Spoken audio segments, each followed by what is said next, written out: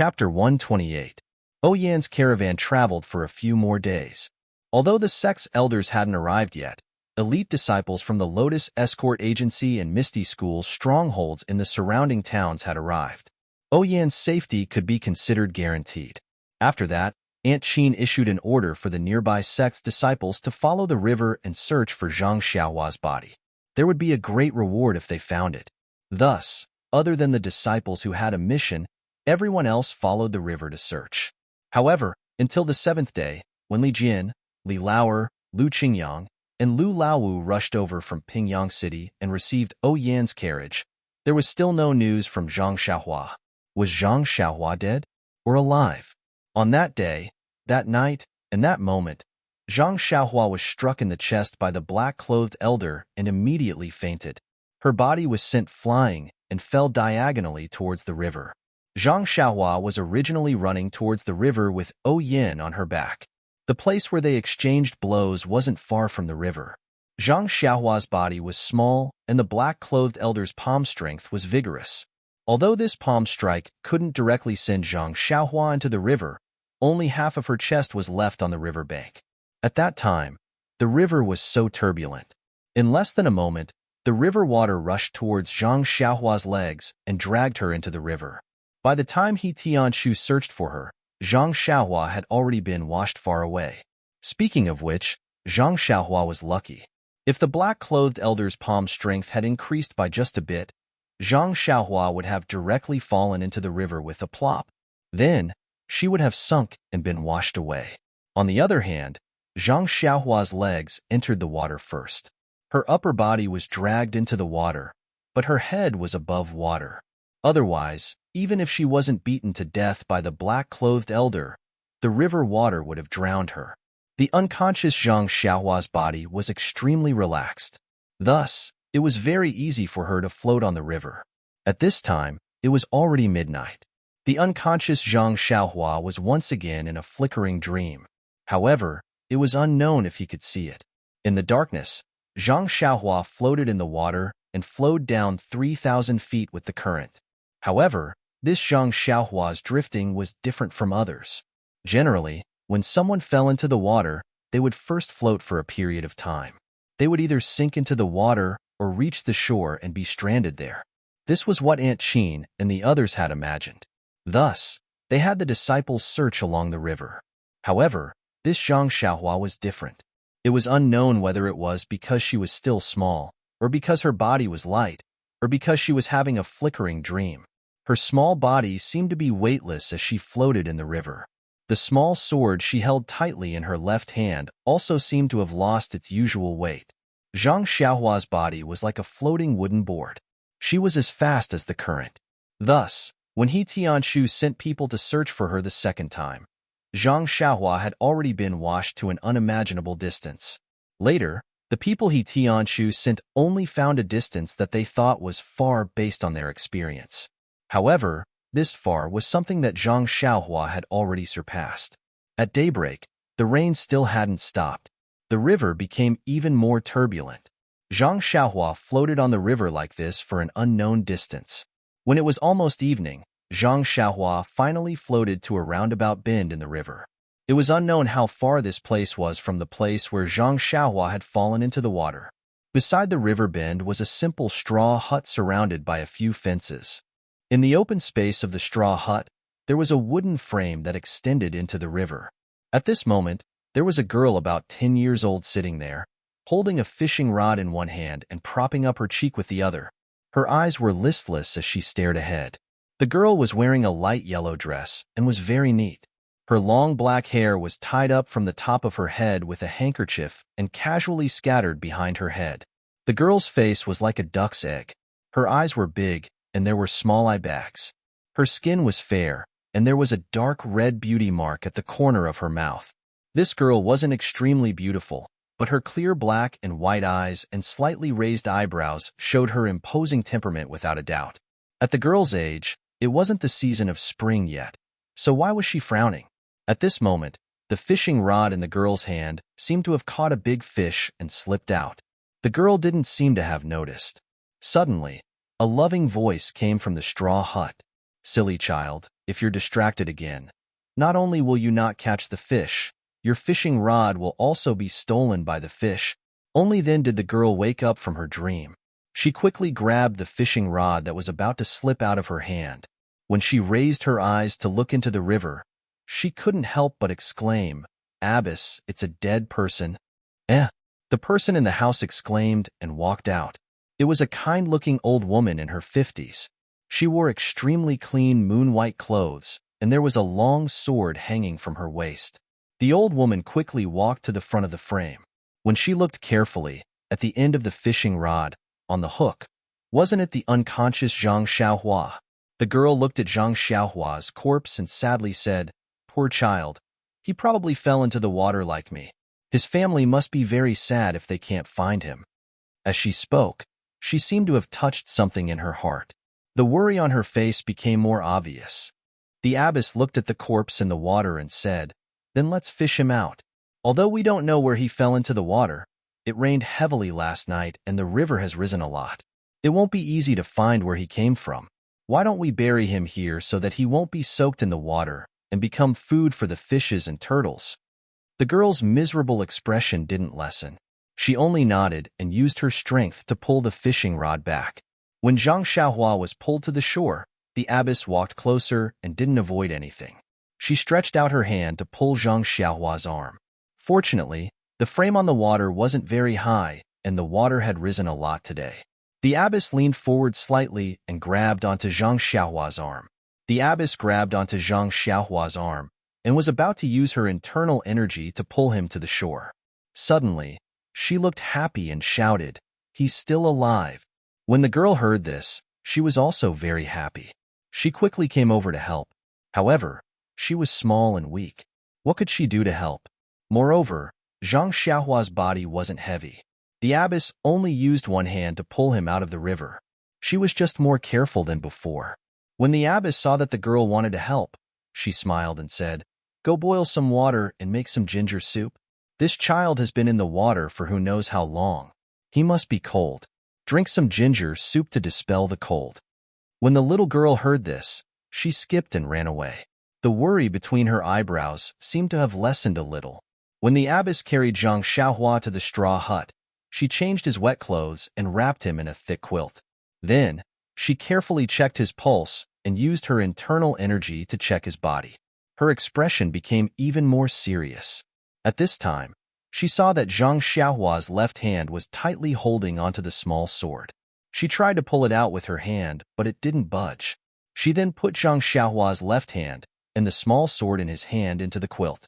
When the girl walked into the straw hut with the bowl, the abbess was still frowning. She seemed to be thinking about something. The girl carefully asked, "Abbess, what happened to him? Can he still be saved?" When the abbess saw that the girl was worried, she smiled and said, "He didn't fall into the water for no reason. He suffered a very serious internal injury and was thrown into the river by someone." When the girl heard this, she became even sadder and said, "He's about the same age as me. Who could he have offended? It must be a bad person who caused him to be like this. Abbess, aren't you a martial arts expert? You must save him." Hearing the girl's words, the abbess couldn't help but feel ashamed. She had been in the martial arts world for too long. Her considerations were too complicated. Just now, she was actually thinking whether this youth was a bad person. She couldn't see it clearly as a little girl. How could a teenager be a bad person? Since this was the case, how could she not save him? Thus, the abbess ordered the girl to go out and put a wooden basin in front of the Kong. Then, she helped Zhang Xiaohua up and put him in a meditative position. Then, she sat behind Zhang Xiaohua and put her palms on his back. She then used her sect's unique healing method to help Zhang Xiaohua heal the injury from the light golden palm. Not long after, Zhang Xiaohua's face gradually became rosy, and there was a faint steam rising from his head. The abbess' right palm pulled out and immediately Zhang Xiaohua's back. Then, she used more strength and with a pa sound, she slapped his shoulder. Zhang Xiaohua's mouth opened, and he spat out a few mouthfuls of blood into the wooden basin. Most of the blood was black and had already solidified. Seeing Zhang Xiaohua spit out the blood clots, the abbess let out a long breath. She withdrew her palms and carefully laid Zhang Xiaohua flat on the Kong. At this time, Zhang Xiaohua's face was slightly rosy and his breathing was also slightly stable. His forehead was covered in sweat, and there were signs that he was alive. The girl quickly took the wooden basin out and poured the dirty blood into the river. When she returned to the house, she carefully asked, "Abbess, is he cured just like that?" The abbess smiled and said, "How can it be that simple? I only forced out the clogged blood. He has never practiced internal energy, and his meridians are still blocked. Using internal energy to treat him won't be very effective. Only medicinal stones are the best way to treat him. That's the skill of a doctor, and I can't do it. But where can we find a doctor in the wilderness? The nearest town is a day's journey away, and he'll have to use his qinggong to get there. How can he withstand the bumpy journey with his injuries? I'm afraid he'll lose his life before he reaches town." The girl frowned and said, "Then what should we do?" The abbess continued, "I don't know which bastard injured this child, but the attack was very vicious. All the organs in his body have been displaced. If the injury to his heart was even a little heavier, he would have died long ago. However, he was probably thrown into the river. During this period of floating in the water, it was like sleeping on a Kong bed. The organs in his body were not damaged and are already recovering slightly. I still have a few good healing pills here.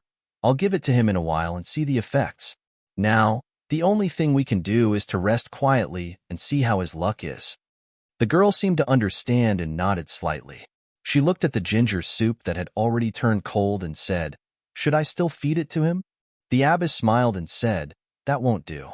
Just now, he thought he slipped and fell into the water. The ginger soup can dispel the cold, but now he has internal injuries. This ginger soup is something that stimulates the body. If we let him drink it, won't he die? You'd better change it to some plain water and feed him some pills later." The girl obeyed and went to get some plain water. The abbess took out a white porcelain bottle and carefully opened it. She poured out a thumb-sized black pill from the bottle and then pried open Zhang Xiaohua's teeth. She stuffed the pill into his mouth and washed it down with plain water. Seeing that Zhang Xiaohua still had the consciousness to swallow, the abbess became more confident. Zhang Xiaohua's arrival did not affect the abbess and the girls' lives too much. The abbess still went out in the morning and came back in the evening. She would only check on Zhang Xiaohua's condition at night and feed him a pill. The girl would stay in the straw hut and either stare blankly or wander around aimlessly. Most of the time, she would sit by the river with a fishing rod and fish with a lot on her mind. Only the river was turbulent every day. She did not know where it rained. However, nothing else appeared in the river and she did not catch any fish. A few days passed like this, and the weather became colder. It was almost winter, and the girl could not stand the cold. She already wanted to start a stove in the straw hut. The abbess's originally calm mood started to become irritated. Her brows would frown from time to time. She seemed to have encountered a huge problem. The girl seemed to have noticed the abbess's abnormal mood. She really wanted to ask, but did not know how to start. That night, after the abbess fed the last pill to Zhang Xiaohua, the girl asked, "Abbess, your pills are gone. How are you going to feed him tomorrow?" The abbess took Zhang Xiaohua's pulse and sent a wave of internal energy into his body to check. She said, "There are only so many pills. If there is an effect, then it is enough. If there is no effect, then it is useless no matter how many pills there are." The girl was a little worried and said, "Then how is he now? Is there any effect? Don't let our Baba fish him up and bury him. That would not be worth it." The abbess smiled and said, "Saving people is the process. There is no guarantee that there will be an outcome. With a merciful heart, it is enough. However, you don't have to worry. This child recovered very quickly. It is beyond my expectations. His life should not be in danger. I just don't know why he has not woken up. If this goes on, it will not work. I still have to return to the sect before the end of the year. You also have to go with me. I cannot leave you in the deep mountains. But if he still does not wake up, do we have to take him with us?" The girl smiled and said, "Then let's take him with us. If you take me in, then I will take in another." The abbess patted her little head and said, "You make it sound so easy. My sect has always taken in women and not men. Even if there are male disciples, they are mostly outer sect disciples. Moreover, I have never thought of taking in a male disciple." The girl spread out her hands and said, "Then we can only take him with us. We will send him to the nearest town and let him fend for himself." The abbess said, "Don't try to provoke me. Let's not talk about sending him to the town first.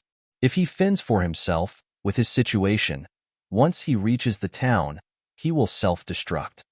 The girl blinked and said, "Then, maybe he will be fine before you finish your task?" The abbess smiled and said, "There is no maybe. When I looked for that place, it was already—" At this point, she suddenly realized something and smiled bitterly, saying, "You little girl, if you want to ask, just say it. Why are you beating around the bush? However, this matter involves a lot of things. I cannot let you know for now. Even if others ask, you can't say anything more, understand?" The girl said disapprovingly, "I understand, abbess. I will keep your secret." The abbess knew that she did not take it to heart, but did not point it out. She continued, "It seems that my task will not be completed this time. However, I have long been mentally prepared. I will continue to do it in the future. Let's wait a few more days. Looking at the time, we can still make it back to the mountain." The girl pouted and said, "I will listen to you, abbess. I have nowhere to go anyway." The abbess patted her head and said lovingly, "It's okay. You will have a place to go in the future." 2 days later, in the wee hours of this day, when the morning sun shone brightly, Zhang Xiaohua, who had been unconscious on the bed of the straw hut, suddenly opened his eyes. In his black eyes, a ball of light flashed and disappeared. Zhang Xiaohua, who had just woken up, looked at the unfamiliar cottage in front of him and felt very strange. However, after thinking for a while, he roughly knew how he felt. He tried to turn over and sit up, but when he lifted his chest slightly, he immediately felt an unbearable pain in his chest. He could not help but groan and lie back down on the bed. Thus, he turned his head and looked around. He opened his mouth and wanted to call for someone, but just as he was about to speak, his chest also hurt. He could not shout loudly and could only call out softly, "Is there anyone?" His voice was very weak, like a cat's meow. Who could hear it? Luckily, Zhang Xiaohua could still move his arm. Just as he wanted to move, he realized that his left hand was still tightly holding onto the small sword. Zhang Xiaohua sighed with emotion as he held the small sword in front of his eyes with difficulty. Looking at the familiar toy, he once again had doubts in his heart. What exactly was this? Was it really a toy? Normally, when practicing sword moves, it would be understandable to stab into a tree or a rock. However, the martial arts of the old man in black was something that even the disciples of the ethereal sect could not stab into his body with a long sword. For this small sword to be able to stab into his body so easily, it was really inconceivable. Moreover, this small sword was not sharpened. Zhang Xiaohua was thinking when he suddenly heard a clear voice. "You are awake?" Zhang Xiaohua turned his head to look. There was a little girl standing at the door with a figure similar to his. Her face was like a duck's egg, and it was a little red from the cold. Her big eyes were flashing with a trace of surprise, and she was holding a fishing rod in her hand. Zhang Xiaohua was puzzled. Was this the child of a fisherman? She went fishing early in the morning to make a living? However, she did not look too beautiful, but the temperament between her eyebrows could not lie. What kind of fisherman's child would be so imposing? Sure enough, the girl quickly put down the fishing rod and shouted, "Wait here, I'll tell the master now." After saying that, she turned around and ran out. Her black hair fluttered, leaving behind a beautiful scenery. Not long after, the master quickly walked over and said happily, "God bless, you finally woke up in time. Let me take a look first." After saying that, she walked to Zhang Xiaohua's Kong and took his pulse. Then, she transferred a strand of true qi into Zhang Xiaohua's body and said, "Not bad, child. You have recovered very well. In these 10 days, you were actually able to recover half of your injuries. Your body is really not ordinary. You are full of vitality. Sigh, it's good to be young. You can recover so quickly from your injuries." 0. Chapter 129. Hearing that she had been unconscious for more than 10 days, Zhang Xiaohua cursed in her heart. The attack on the rainy night was still vivid in her mind.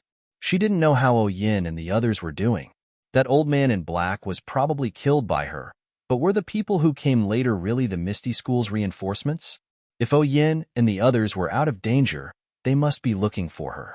More than 10 days had passed. Who knew where they had found her? She wanted to ask the mistress where she was, but she didn't even know where she had fallen into the water. She also didn't know how far she had drifted along the river. What was the point of asking? Thus, Zhang Xiaohua could only force herself to stay awake. She looked at the mistress and said softly, "Thank you, mistress, for saving my life." The mistress touched her forehead and said with a smile, "This child is really sensible. If you want to talk about saving your life, you have to thank this girl first.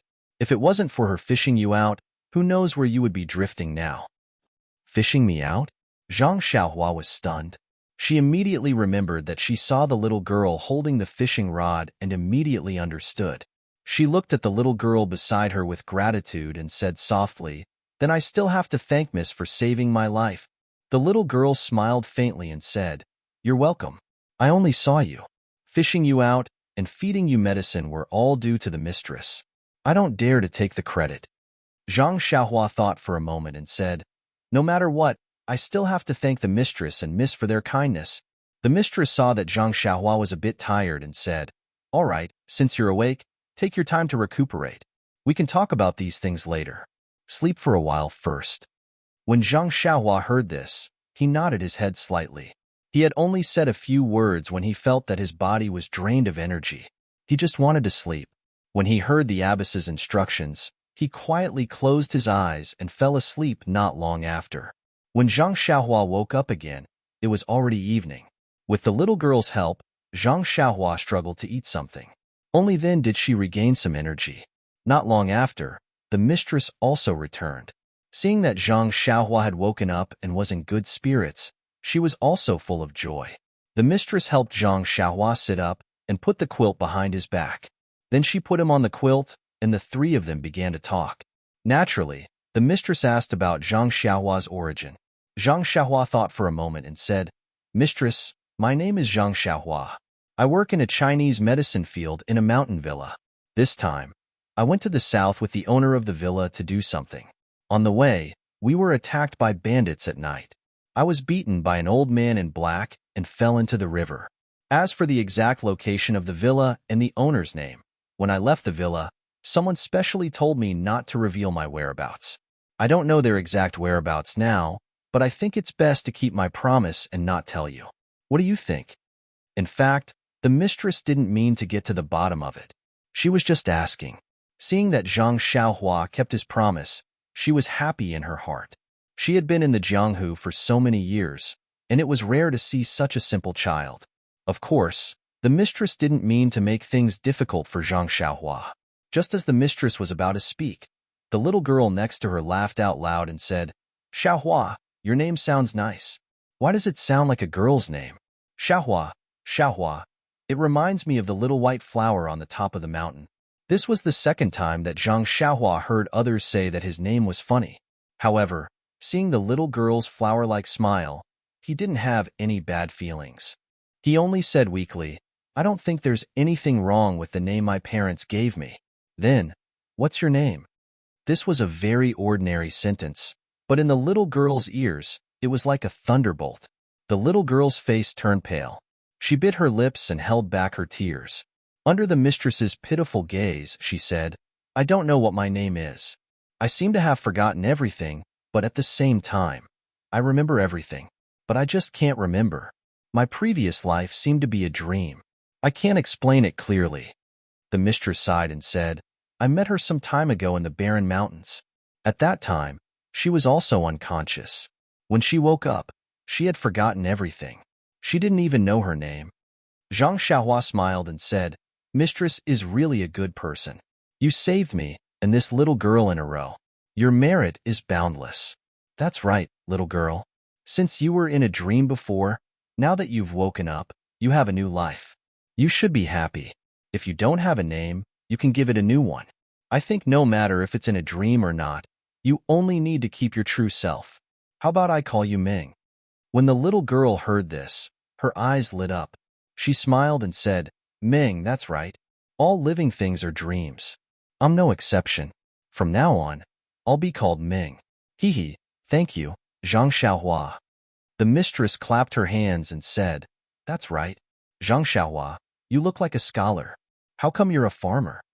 Zhang Xiaohua said embarrassedly, My family was poor since I was young. When I was young, I wasn't smart. My father didn't let me study much. During this time, I read a lot of books, so I know some things.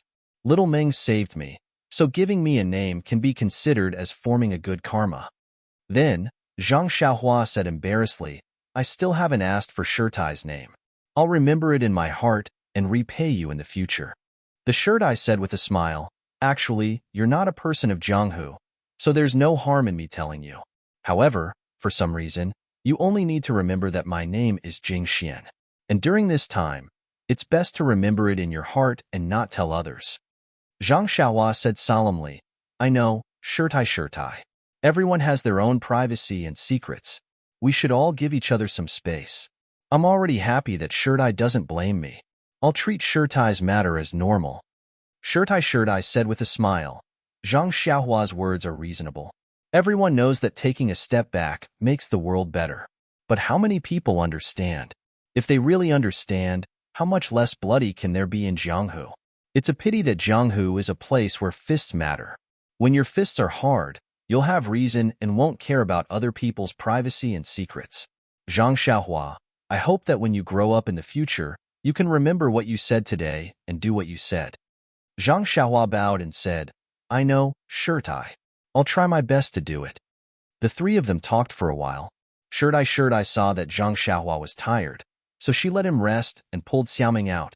In the next few days, Shirtai still went out early and came back late. Zhang Xiaohua's injury also recovered rapidly. Shirtai was very surprised by this situation. She had personally checked Zhang Xiaohua's injury. It was serious and abnormal. According to her idea, it would take at least a few months of rest. So she had been thinking about how to deal with this matter. Now it seemed that Zhang Xiaohua's recovery in these 10 days was comparable to others' recovery in 1 or 2 months. Was it really because her pill was effective? Or was it because Zhang Xiaohua was young and easy to recover? Looking at Shirtai's surprised eyes, Zhang Xiaohua also thought of her elder brother's injury that day. Didn't Zhang Xiaolong's internal injury recover very quickly last year? At that time, everyone thought that it was because of the spring water at home. She had been out for almost a year and had not drunk the spring water for a long time. Was it because she had drunk the spring water before? The spring water could cure internal injuries. This kind of thing was just thinking about. If she said it out loud, she would be said to have a brain problem for no reason. So Zhang Xiaohua could only keep her mouth shut. In fact, the reason why Zhang Xiaohua had been in a coma for more than 10 days was naturally because her body had automatically healed her injury. The longer she was in a coma, the better the recovery.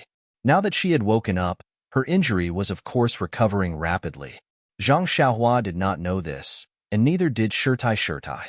However, it did not matter whether she knew or not. After all, Zhang Xiaohua was getting better day by day. On this day, Zhang Xiaohua and Xiaoming were still in the cottage. Zhang Xiaohua could already walk on the ground. She slowly moved to the door of the cottage. Outside the door was the warm sunshine, which made Zhang Xiaohua feel warm. Xiaoming did not go fishing. She threw the fishing rod aside and also sat down barefoot. She asked Zhang Xiaohua, Brother Xiaohua, where is your home? Who is in your family? Can you tell me? I will definitely keep it a secret for you. I won't tell anyone. Zhang Xiaohua looked at Xiaoming's face in the sunshine and smiled. She said, This, you can tell me.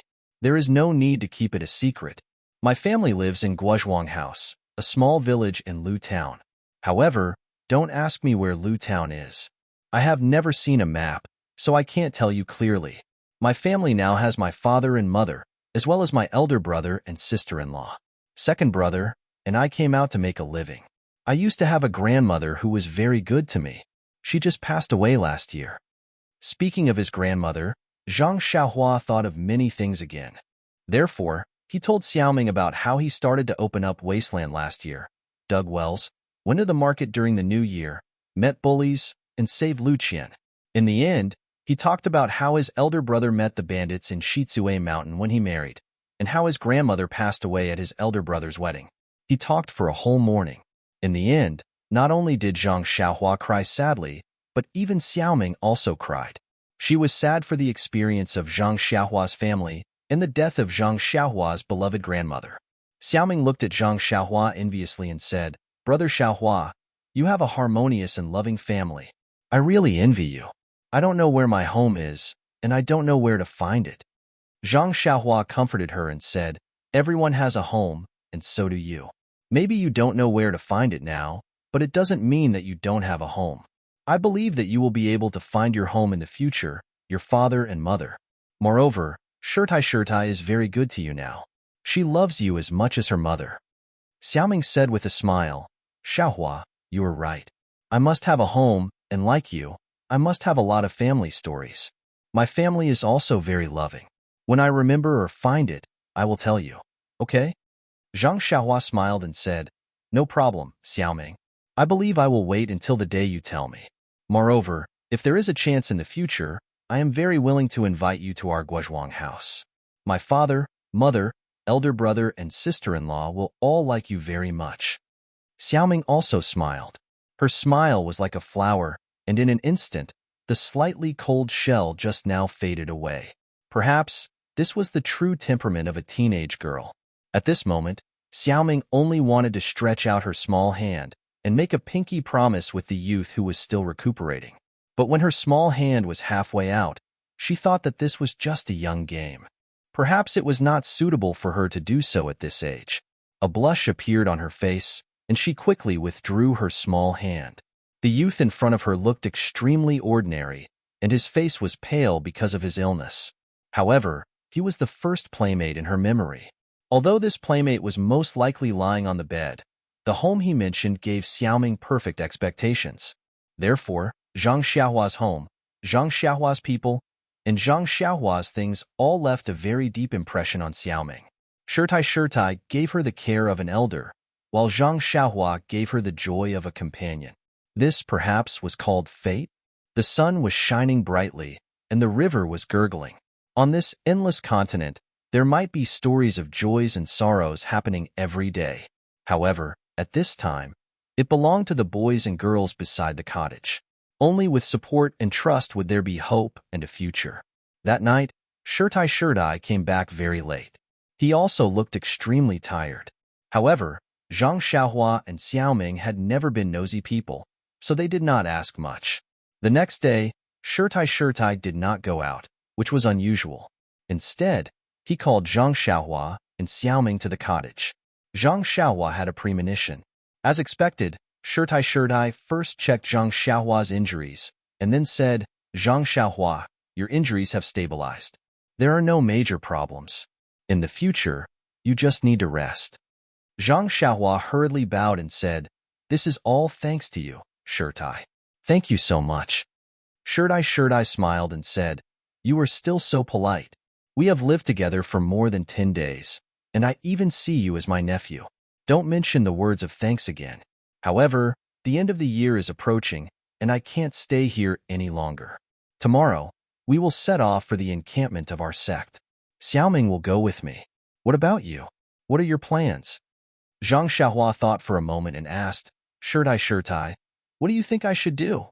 Shirtai said, "Your injuries are not serious. You can barely go with us. There may be changes on the way, but with me, it won't be too serious. I can put you in the nearest town, and then you can make your own plans. You can find a way back, or you can recuperate in the town." Zhang Xiaohua asked again then, Shirtai, I want to ask again. Xiaoming, what are your plans?" Shirtai smiled and said, "As for Xiaoming, I plan to take her back to the sect first. Her aptitude is average, and she is old. Although it is not suitable for her to practice martial arts, it is not difficult for me to take her in with my status. Let's not talk about practicing any peerless martial arts. As long as she can protect herself and live a stable life in the future, it will be enough." Xiaoming had been worried about her future, but she was indifferent and sometimes was too lazy to ask. This time, when she saw Zhang Xiaohua asking for her and Shirtai thinking for her so thoroughly, her eyes could not help but turn red. She walked to the Shirtai, pulled her sleeve and said, Shirtai, thank you. Shirt-Eye lovingly touched Xiaoming's head and said, Xiaoming, it is my fate to meet you. Looking at you now, you have the shadow of me in the past. Since I have some ability to take care of you, I am naturally willing to help you. In this Jianghu, it is not necessarily full of schemes and tricks. There is also warmth. Xiaoming seemed to understand and nodded. When Zhang Xiaohua heard that there was such a good thing, he cried, Shirt-Eye, you accept one disciple, 2 disciples are also accepted. Why don't you accept me as your disciple? Shirt-Eye smiled and said, although there are male disciples in our sect, they have never been pro-disciples. Male disciples also belong to the outer sect. I can't accept male disciples. If you're willing to go to our sect, I can consider finding someone to accept you. However, you are old and have passed the best time to practice martial arts. This martial art may not be able to succeed. Zhang Xiaohua's heart was cold. Why did these masters have this argument? Forget it. Thinking of Oyan's promise, he was still a little disheartened and said, I just want Shirt-Eye to teach me. If it is someone else, then forget it. Shirt-Eye said, you child, to be able to enter my sect, even if you are an outer sect disciple, the requirements are extremely high. However, she didn't want to say the name of the sect, nor did she want to force Zhang Xiaohua, so she didn't say anything more. Zhang Xiaohua said again, Abbess, I've thought about it and decided that I won't follow you to the nearest town. As you said just now, there are still some problems. First, I'm afraid that if anything happens, it will affect your plans. Second, if you bring me along, won't it also affect your itinerary? I'll just stay here and recuperate from my injuries. Besides, this place is near the river, so my companions might find their way here in the next few days. If I leave now, won't I miss them again? Shirt-Eye was silent for a moment and said, Zhang Xiaohua, what you said makes sense. It's better to be quiet than to move. You'd better recuperate here. The surroundings are very safe, and there is enough food for you to spend the new year. By the way, I'll tell you the route to the town later. Don't get lost in the end. After saying that, Shirt-Eye told Zhang Xiaohua the route from the cottage to the town in detail. Then she took out some silver from her arms and gave it to Zhang Xiaohua. Only then did she take Xiaoming out to pack their things. Perhaps it was the last time she would spend with Shirt-Eye and Xiaoming. Zhang Xiaohua felt that time passed abnormally fast. Unknowingly, it was evening. The sun was setting, and a faint red color hung on the west mountain. Zhang Xiaohua held her cheeks and sat alone by the river. At this time, Xiaoming quietly walked over. Like Zhang Xiaohua, Xiaoming sat by the river with one hand behind her back. She looked at the sun in the distance and asked, What are you thinking about? Zhang Xiaohua said, I'm thinking that the ancient said that the sunset is infinitely good. It's just that dusk is near. This beautiful time is always short. Xiaoming was also sad and said, It's precisely because it's short that it's beautiful. If it lasts for a long time, it will be boring. Zhang Xiaohua smiled and said, Xiaoming is right. We've only met for more than 10 days. Naturally, it feels good. If it's more than 10 years, what will happen? Xiaoming's face was a little red. She didn't know if Zhang Xiaohua said it unintentionally, or if she listened attentively, or if it was the reflection of the setting sun. Please collect it, thank you. 0. Chapter 130. In fact, Xiaoming was still thinking too much. Zhang Xiaohua was just expressing his feelings. He didn't have any girls to play with since he was young. These 10 days were when his body was at its weakest. Suddenly, there was a girl around his age who took care of him and talked to him. He felt very good. Naturally, he would think about how it would feel after a long time. How could he know anything now? Of course, he didn't know what was the first awakening of love. Then, Zhang Xiaohua said, It can be considered fate to accompany you in this wilderness. However, after parting today, I don't know when we will meet again. Looking at Shirt-Eye's intention, you have to practice martial arts well. When your martial arts are great, when you go to Jianghu to do chivalrous deeds, you may be able to meet again. Xiaoming thought and said, Gid Xiaohua, I don't know which sect Shirt-Eye is in. Can you tell me where you are? Zhang Xiaohua was silent and said, I didn't join any sect. I only practiced some incomplete fist techniques. As for other things, I told you everything I can. This is related to the safety of some people. It's better if I don't say. AI, poor Zhang Xiaohua. Why didn't he know anything about a girl's thoughts? Can't you just say a few more words? However, it was his behavior that made Xiaoming feel that he was different from others. Xiaoming nodded and said, I know that Xiahua Gij is from Lu Town and lives in the Guozhuang house. That's enough. Then, Xiaoming bit her lower lip. The hand that had been behind her back stretched out in front of her eyes. She said to Zhang Xiaohua with a trembling voice, Xiahua Gij, after parting today, I don't know when we will meet again. I found this in my own purse. I carry it with me. I don't remember its origin, but it looks a little familiar. It must be something that belongs to me. Now, I will give it to you as a souvenir. When Zhang Xiaohua looked carefully, he saw that the jade-like girl was holding a pair of pearl hair clips. He couldn't help but be shocked. He waved his hand and said, How can I dare to accept such a precious thing? Xiaoming said angrily, What's so precious about it? Was it because it was valuable? But even if it was worth a lot of money, if no one used it, how much money would it be worth if it was casually thrown away? But even if it was a worthless item, if someone cherished it, wouldn't it be more valuable than this item that no one wanted? If you don't want it, I'll just throw it into the river. After that, he was about to throw it away. Zhang Xiaohua saw this and hurriedly said, Don't throw it away. I'll take it. He hurriedly caught it with his hand and muttered in his heart, This is worth 4 or 5 taels of silver.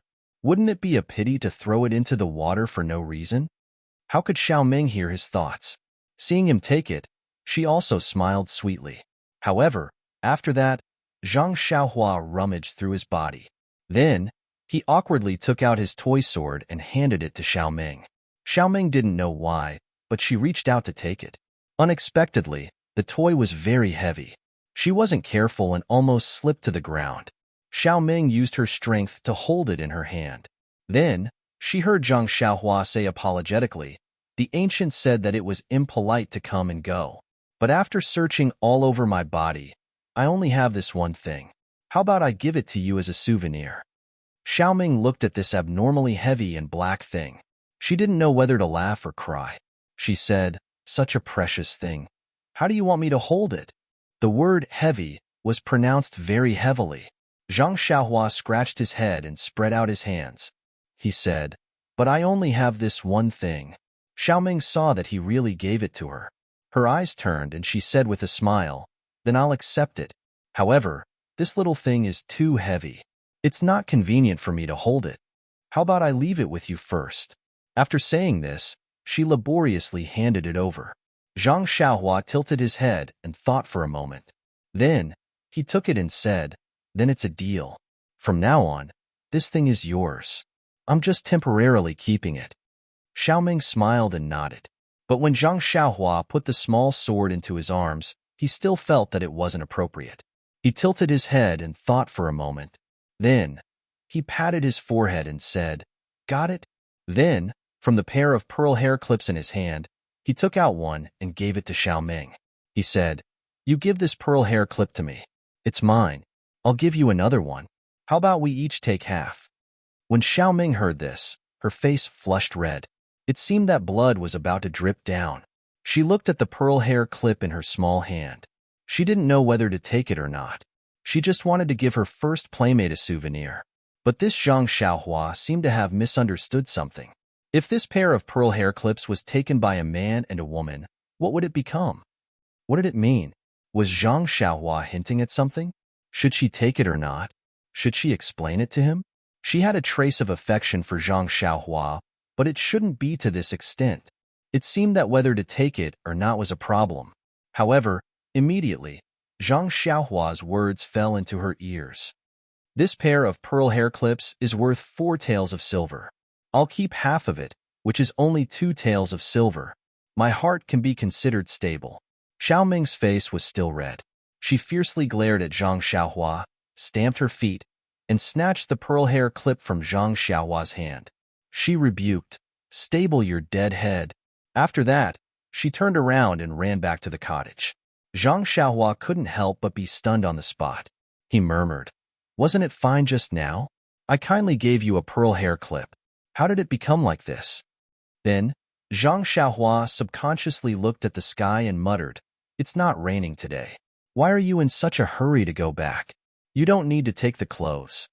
Until the night's rest, Xiao Ming's face was as cold as ice. She didn't give him any smile. Zhang Xiaohua didn't know what he had done to offend her. When he woke up the next day, Zhang Xiaohua found a small cloth bag beside the Kong. He opened it and saw some scattered silver inside. He couldn't help but feel a little warm in his heart. At the same time, he also had a bad premonition. So, he took the cloth bag and hurried out. Sure enough, the house was empty. Shirtai and Xiao Ming had left long before dawn. Zhang Xiaohua held the warm cloth bag in his hand. He understood that Shirtai was really a good person. He had already given him some silver yesterday. Now that he was leaving, he was afraid that he wouldn't have enough. The next time he saw him, he must pay him back double. However, he didn't notice that the cloth bag with silver was Xiao Ming's handkerchief. This was normal. As long as it was something with silver, he would only look at silver. Zhang Xiaohua stood at the door of the cottage and was stunned for a moment. Then, he came back to his senses and went back to the house in disappointment. When the Shirtai left, she must have come to his house to say goodbye. However, she couldn't wake him up. He must be surprised. This was also good. He left quietly and didn't take away any clouds. He didn't want to hold hands and look at each other with tears. He was speechless. At this time, a person dozens of miles away was also thinking, why does Zhang Xiaohua sleep like a pig? He doesn't wake up no matter how I call him. There were usually 3 people in the cottage. Suddenly, there were 2 less people. The loneliness increased greatly. During this time, Xiao Ming didn't leave his side and often talked to him.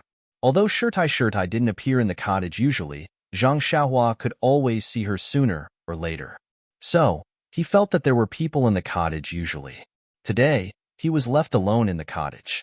He felt bored every moment. Since Zhang Xiaohua learned how to read, he had been using books to pass the time.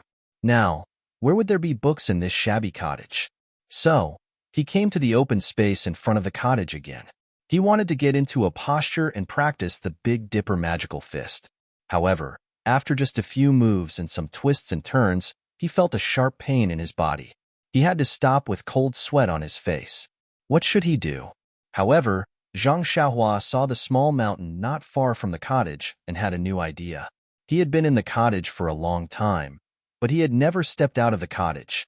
Now it was the same. It was a good thing to go to the back.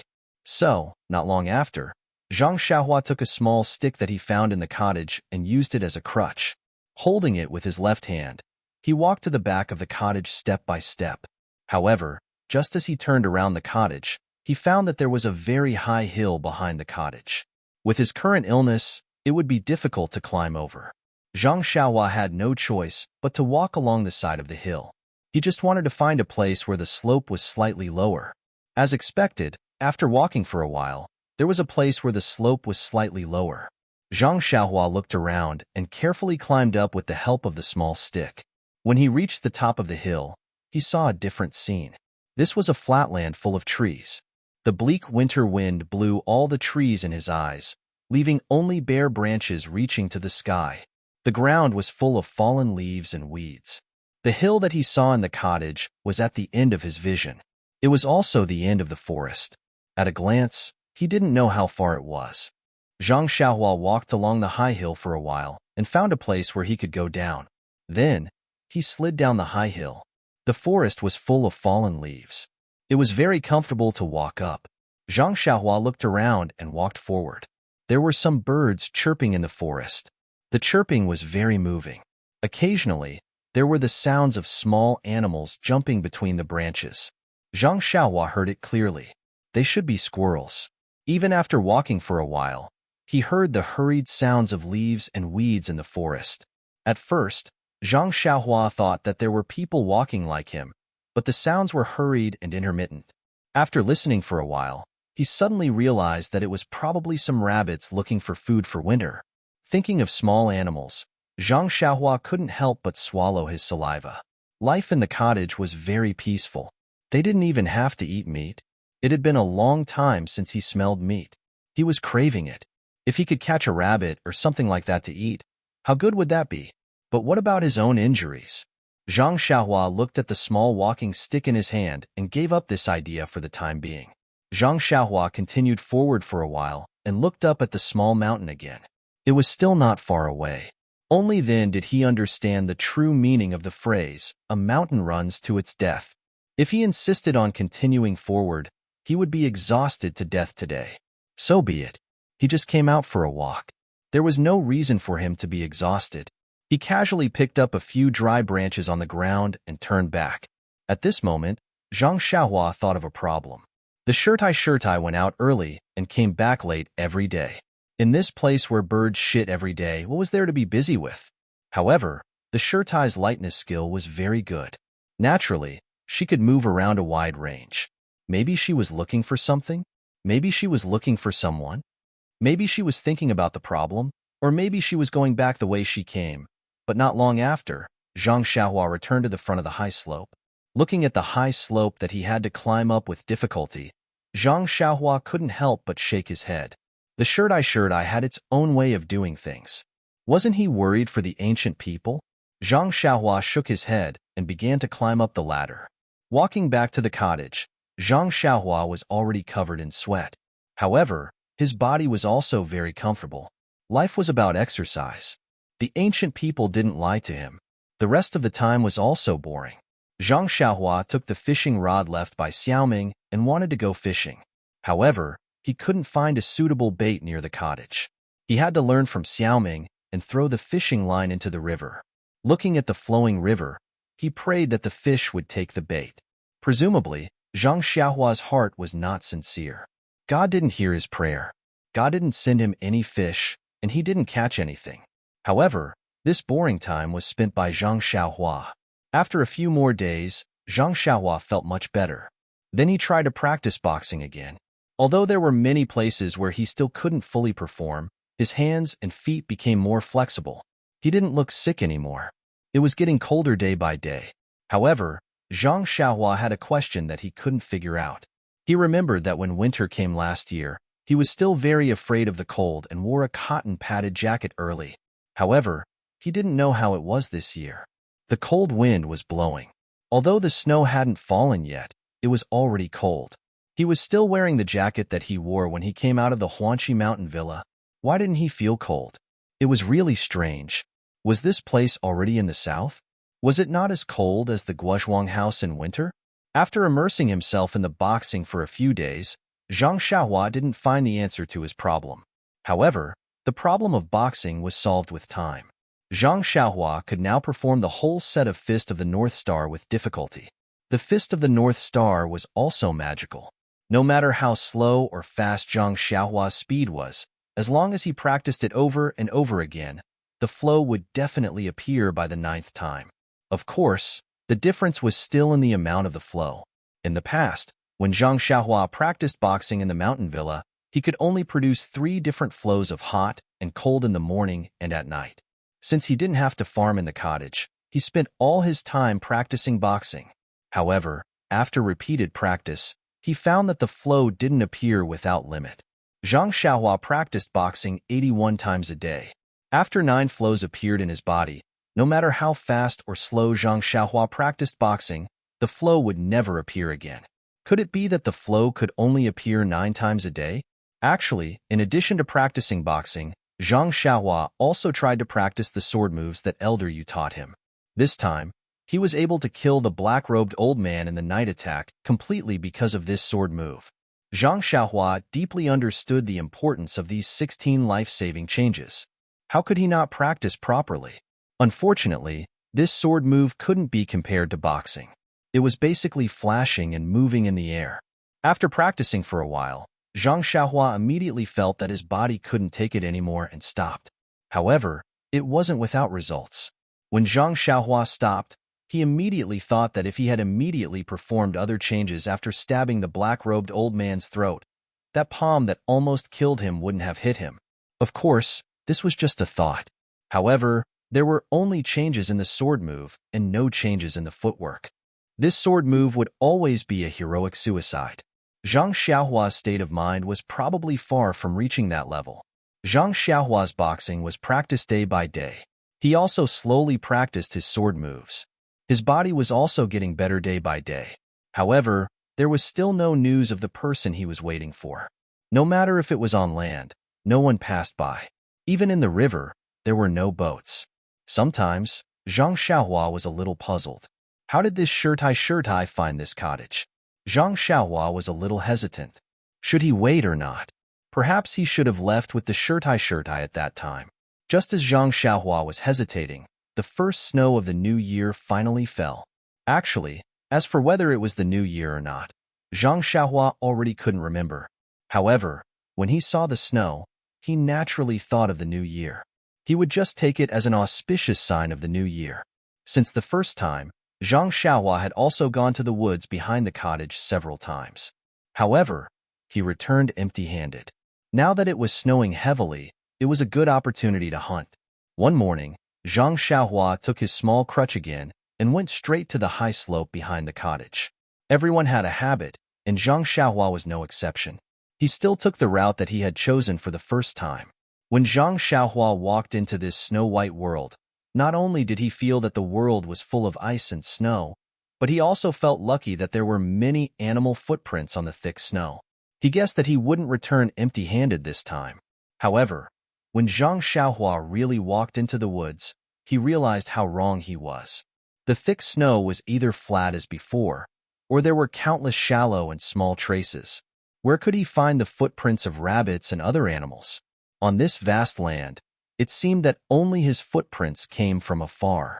Zhang Xiaohua thought for a while and identified the direction. He walked towards the distant hill. Perhaps there would be delicious prey there. Perhaps it was snowing. Along the way, Zhang Xiaohua rarely heard the chirping of birds. He guessed that they were all hiding in their nests and slacking off. According to Zhang Xiaohua's observation, there were no traces of animals on the snow. However, there was nothing strange. The snow was still falling. Perhaps it had been buried long ago. After walking for a while, the hills still seemed to be far away. However, this time Zhang Xiaohua was determined. Thinking of hunting there, he didn't give up early like the previous times, unless he could find rabbits in the woods. However, cunning rabbits always had 3 burrows. How could Zhang Xiaohua, who didn't have much hunting experience, find them? Therefore, the greedy Zhang Xiaohua could only trudge on the snow with difficulty. Please collect, thank you. 0. Chapter 131. Zhang Xiaohua walked for a whole morning, but the snow seemed to show no signs of stopping. The more he walked, the more inconvenient it became. From time to time, there was a tendency for him to slip. Zhang Xiaohua could only carefully rely on the small walking stick. In the forest, the world was full of snow and branches. In addition to the falling snowflakes, there was only the squeaking sound of Zhang Xiaohua's feet stepping on the snow. In this environment, it was actually impossible to distinguish between north and south. Not to distinguish between north and south, but to Zhang Xiaohua, who had no sense of direction, there was not much difference. He only needed to look up at the small mountain. After not looking for a while, he suddenly looked up and found that he was much closer to the small mountain. However, Zhang Xiaohua's interest was not in the mountain, but the animals that could be eaten. After walking for a long time, he did not find the wild rabbits that were commonly seen on the mountain of Guozhuang House. Even the squirrels jumping on the trees were rare. How could he catch them to eat? Zhang Xiaohua was more and more surprised. However, if the squirrels hibernating in the tree hole knew Zhang Xiaohua's thoughts, perhaps they would collectively wake up from their hibernation and bite him together. We usually dance on the tree. It's fine if you admire us. Now that the snow has sealed the mountain, we are sleeping. You want to eat us? Do you want us to live? If scholarly Jinfeng knew, he would secretly give him a copy of Man and Nature and then secretly feel ashamed. It was because of the teacher's laziness that he did not teach strictly. Zhang Xiaohua looked around just like this as he ceaselessly moved forward. As he walked, his eyelids suddenly twitched, and he immediately stopped moving. When he narrowed his eyes and looked ahead, he couldn't help but be overjoyed in his heart. Wasn't there a gray-colored and plump wild rabbit a few tens of steps away from him? Was that not the braised rabbit leg that he had been yearning for day and night? Since she had found her prey, Zhang Xiaohua began to carefully move forward. She moved lightly, afraid that she would disturb the dazed rabbit's state of mind.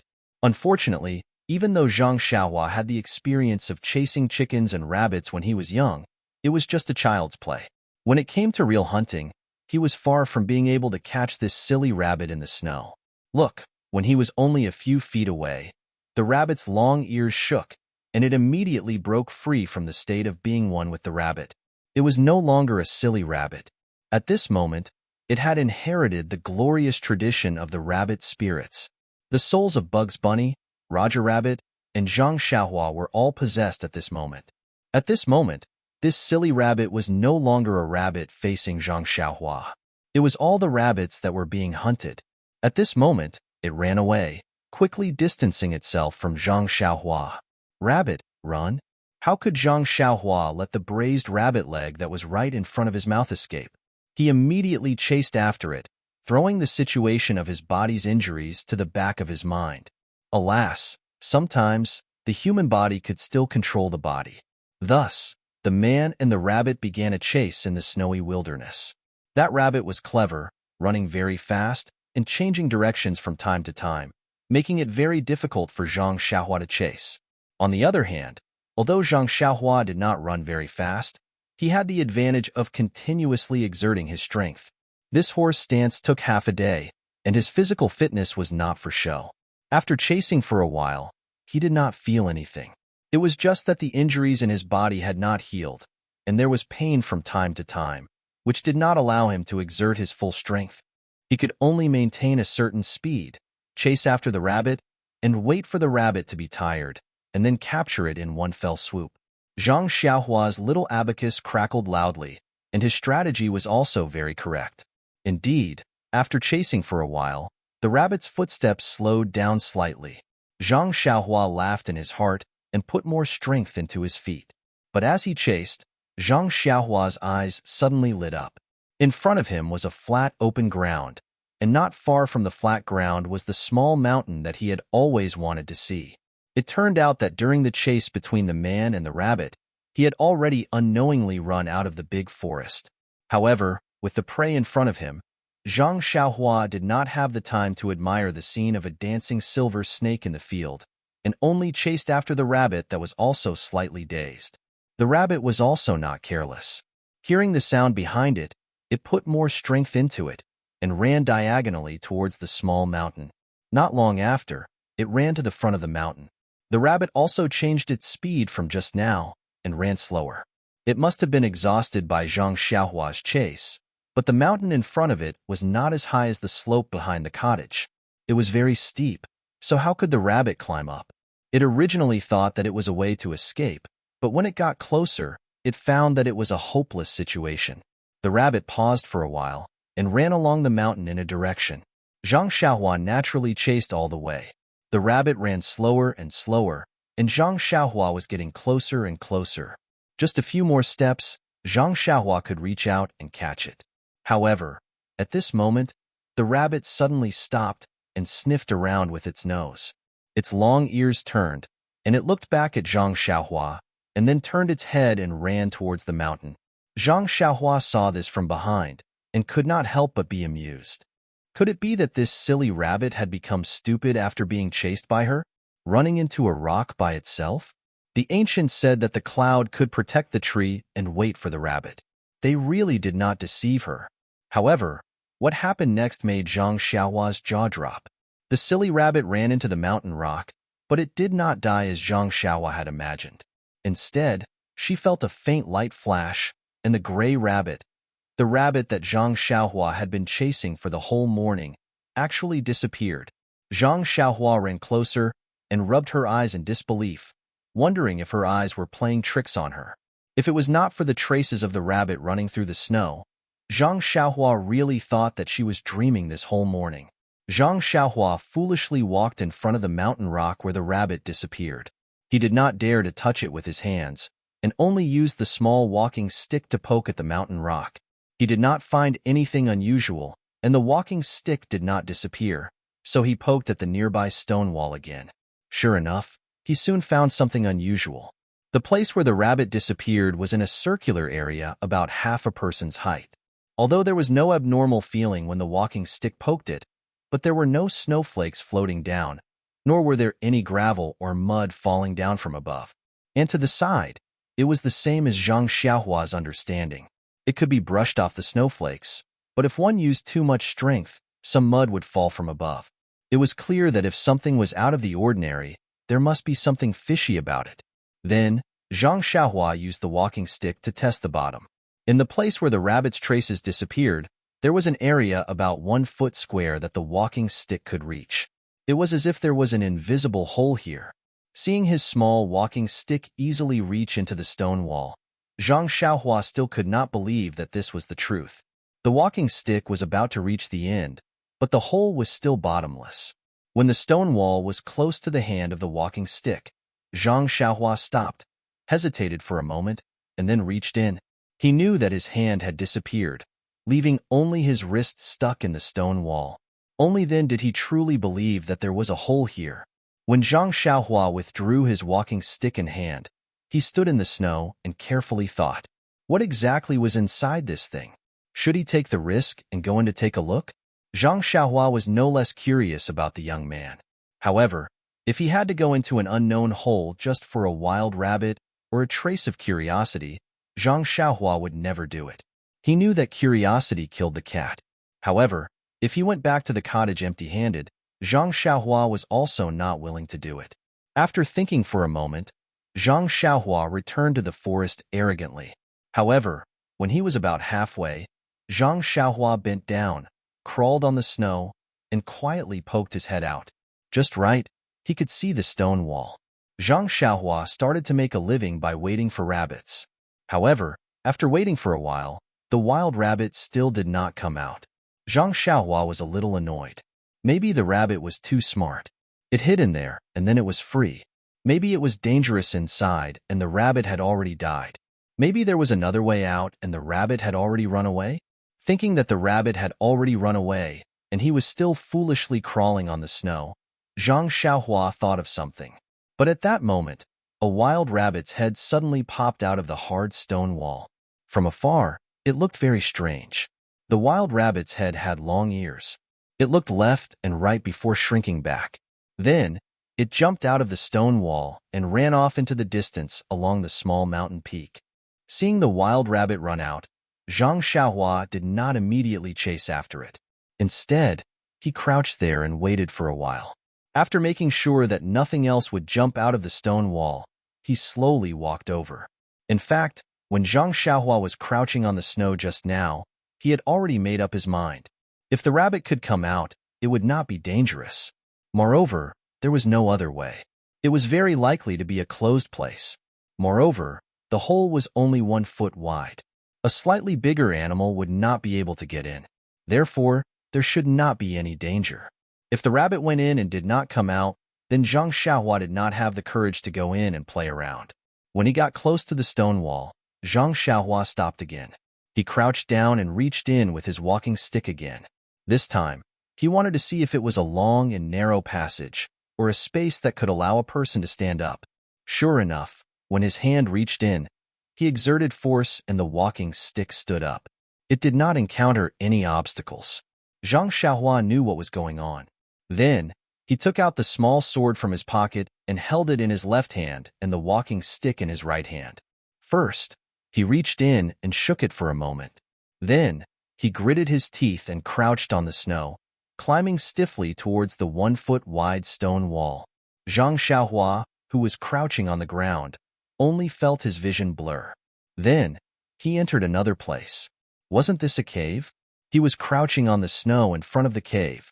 When Zhang Xiaohua stood up and looked carefully, there was something like a thick fog behind him. There was light coming in from the outside, but he could not see the scene outside. The snowflakes were still as big as outside, falling from the top of his head through the fog. On the snow, there were still traces of the rabbits jumping. In front of him, there was a small cave that was commonly seen on the mountain peak. It was slightly taller than Zhang Xiaohua, but it was pitch black inside. He could not see clearly. The traces of the rabbit led to the inside. It was very messy. The rabbit must have entered and exited several times. Seeing such a scene, Zhang Xiaohua's heart tensed up a little. However, he still threw the walking stick in his hand into the cave first. When he heard a dang sound from inside, there was no other sound. He then took out the fire starter from his pocket and carefully lit it. He held it in his right hand and the small sword in his left hand in front of his chest. Step by step, he walked into the pitch-black cave. When he walked into the cave, he carefully looked around with the fire starter. Only then did he feel completely relieved. This was an ordinary cave, the size of a small house. In the innermost part, there was a rectangular stone strip. Next to the stone strip, there was a stone table. There were a few small stone benches around.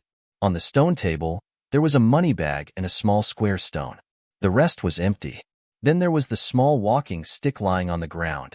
Seeing the scene in front of him, Zhang Xiaohua secretly frowned. What was this place? It was so mysterious. There was nothing inside. Only a money bag? He was not in a hurry to take the money bag. It was on the stone table. Sooner or later, it would be his. He could take it according to his mood. Therefore, he still did not give up. He took the fire starter and carefully looked around the cave. He even picked up the walking stick and knocked on the stone wall. However, other than seeing some spherical pits on the stone wall, he did not find anything. That pit was a little high. Zhang Xiaohua's fingers could not reach it. He deliberately used the walking stick to poke at it, but he did not find anything. Only then did he give up and came to the front of the stone table. Zhang Xiaohua took the small sword and picked up the money bag. He moved it. Seeing that there was nothing unusual, he moved the small square stone. It was also normal. Only then did he put the small sword back into his pocket. He picked up the stone with his left hand and looked at it carefully with the fire starter in front of his eyes. However, when he looked left, right, up and down, why couldn't he see any difference between it and the pebbles by the river? Could it be because of the different shape? Zhang Xiaohua angrily threw the stone back on the stone table. He picked up the money bag full of expectations. However, when he picked it up lightly, his heart immediately floated. The enthusiasm in his heart turned into snow. He thought that this money bag would at least be filled with a few pieces of silver. It would be best if it could be filled with a few pieces of gold. That would be good. However, the first feeling in his hand told him that it was empty. Zhang Xiaohua did not give up and squeezed with all his strength. However, he did not pinch anything out of it. He then shook it down, but he did not shake out a single rabbit hair. Zhang Xiaohua could not help but be filled with regret. If he had known earlier, he would have caught that silly rabbit first. At least he could have a good meal at night. This was great. An empty money bag, a broken stone, nothing to do, and also a lot of time to crawl in the snow. Zhang Xiaohua curled his lips. Just as he was about to throw the money bag back to the stone table, he twisted it with 2 fingers. He felt that the cloth of the money bag was not bad. It was quite delicate. Besides, he did not have a money bag. The silver that the master gave him was still in a piece of cloth. Now it was just right. Zhang Xiaohua put the fire starter on the stone table. He took out the scattered silver from his pocket and poured it all into the money bag. He tied the mouth and threw it up and down in the air. Then he caught it. The feeling was quite good. Hee, at least this trip was not in vain. After that, Zhang Xiaohua was about to take the fire starter from the stone table. At this time, his eyes fell on the stone. You said that if this was an ordinary stone, would someone be bored enough to put it on the table? Perhaps there was some mystery inside that he could not see through? Forget it. He would rather see wrongly than let it go. How could he have the time to return to a treasure mountain? Even if it was a small stone, he would still take it away. Thus, Zhang Xiaohua picked up the small square stone again and threw it into the money bag. He put it into his pocket and then picked up the fire starter. He looked around again and then slowly walked out of the cave. Zhang Xiaohua looked at the inconceivable thick fog in front of the cave. It was very strange. In such a mystical place, how could there be nothing mystical left for him? Even if there was a bag full of gold, he would not be surprised. But it just had to be an empty money bag. Suddenly, he thought of a problem. Why was there a 1-foot hole in the fog that he could enter? Someone must have been here. Since someone had been here, how could there be anything left for him? This empty money bag must have been taken by someone and casually thrown down. And that small white square stone must have been thrown away by someone. Zhang Xiaohua sighed in his heart. Forget it. His luck was not on his side. Even if he picked up a money bag, it was not bad. At least it was worth his scattered silver. After calming himself down, Zhang Xiaohua prepared to go out. The snow at the entrance of the cave was even heavier. The traces of him entering were almost covered up. Zhang Xiaohua picked up his walking stick again and bent down. He slowly drilled out of the invisible hole. Then, an inconceivable scene appeared on the stone wall outside. First, a stick poked out from the hard stone wall. Then, a young man's head poked out. Then, he slowly crawled out until his whole body came out. Luckily, there was no one else in the wilderness. There was no need to shock the world. When Zhang Xiaohua crawled out, he looked around. It was already late. The forest was still the same. There were still no wild rabbits. Zhang Xiaohua patted the snow and mud off his body. Looking at the stone wall behind him, which was no different from the other parts of the mountain, he followed the footprints that were not covered by the snow and went back the way he came. After Zhang Xiaohua left, the snow became heavier. Not long after, the falling snow covered Zhang Xiaohua's footprints. Before dusk fell, there were no traces left. Only a plain empty space was left. At this time, poor Zhang Xiaohua, who had no sense of direction, could still vaguely recognize the footprints that were about to be covered by the snow. He quickly ran towards the cottage. As he ran, he secretly prayed that he would not get lost. Perhaps Zhang Xiaohua's prayer was effective, or perhaps it was because he had been to this forest many times before. When dusk fell, Zhang Xiaohua saw a high slope in front of him. Zhang Xiaohua could not help but rejoice in his heart. His tense mood relaxed, but at this moment, his right foot suddenly kicked something hard. It did not look like a rock, nor did it look like a branch. When Zhang Xiaohua picked it up with his hand and brought it to his eyes, he vaguely saw that it was a frozen wild rabbit. Please collect it. Thank you. 0. Chapter 132. In the evening, Zhang Xiaohua finally ate the rabbit meat that she had been yearning for day and night. However, it was not braised. Although Zhang Xiaohua was born in a poor family and had been helping out at home since he was young, he was still a boy after all. The work he had done was in the fields. The work on the stove was still relatively unfamiliar to him. The closest thing he had done was to fetch spring water from the stove at home. Therefore, although she wanted to braise it, she simply peeled the rabbit's skin and learned from her father's way of handling chickens. She simply cleaned the rabbit and put it in the pot to cook. When the water boiled and the meat was cooked, although there was no seasoning, it still smelled fragrant. Zhang Xiaohua could not help but feel hungry. Then, Zhang Xiaohua closed her eyes and silently muttered in her heart, "I'm eating braised rabbit meat. I'm eating braised rabbit meat." Then, she was not afraid of the heat. She fished out the whole rabbit from the pot and chewed happily. Her mouth was full of oil. She was very happy, until Zhang Xiaohua ate up the whole rabbit meat and licked the bare bones reluctantly. She threw the bones into the river in front of her. However, in the winter, the river that used to run in the past had already frozen. With a crack, the bones were thrown on the ice. It was impossible to destroy the evidence of the crime of eating meat. However, she was the fish meat, and she was the knife. Why should she be afraid? The law of the jungle was still applicable in Jianghu. Not to mention that Zhang Xiaohua, who had satisfied her craving for good food, was caressing her round belly while holding a small stick. She was leisurely licking her teeth and looking at the night sky that was still snowing heavily.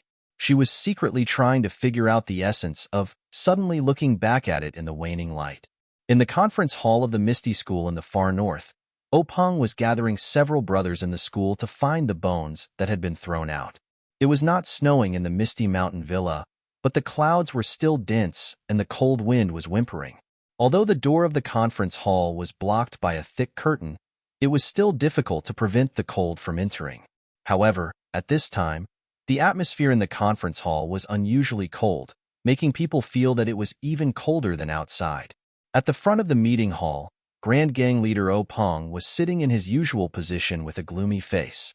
The flickering light cast a shadow across his face from time to time, making him look even more ferocious. Perhaps it was at this moment that the majesty of a superior was fully displayed. At this time, everyone in the conference hall was silent. No one dared to make a sound. After a long while, Openg coughed and asked gently, "Senior brother, how is Yin Er's body?" Big Boss, who usually looked very inconspicuous, also had a straight face as he said, "Yin Er's body is already weak. At night when she went out, she was drenched in the heavy rain and has already caught a cold. In addition, she was affected by the wind from the black-robed elder's palm and injured her internal organs. This illness and injury are quite serious. I heard from Hall Master Qin that she had already fainted on the way. After she woke up, she found a doctor along the way to treat her. After second brother rushed over, he also used his internal energy to treat Yin Er's injuries. After taking the medicine from the sect, she was already much better when she came back. Now, the doctor in the sect has already seen her, and we have also invited a doctor from Pingyang City to treat her. Now, there is no major problem. After a short rest, she should be able to recover."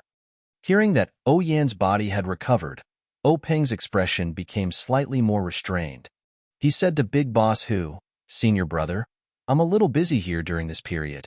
Please pay more attention and take care of Yin Er's matters." Big Boss nodded and said, "Yin Er is our precious treasure. You can rest assured.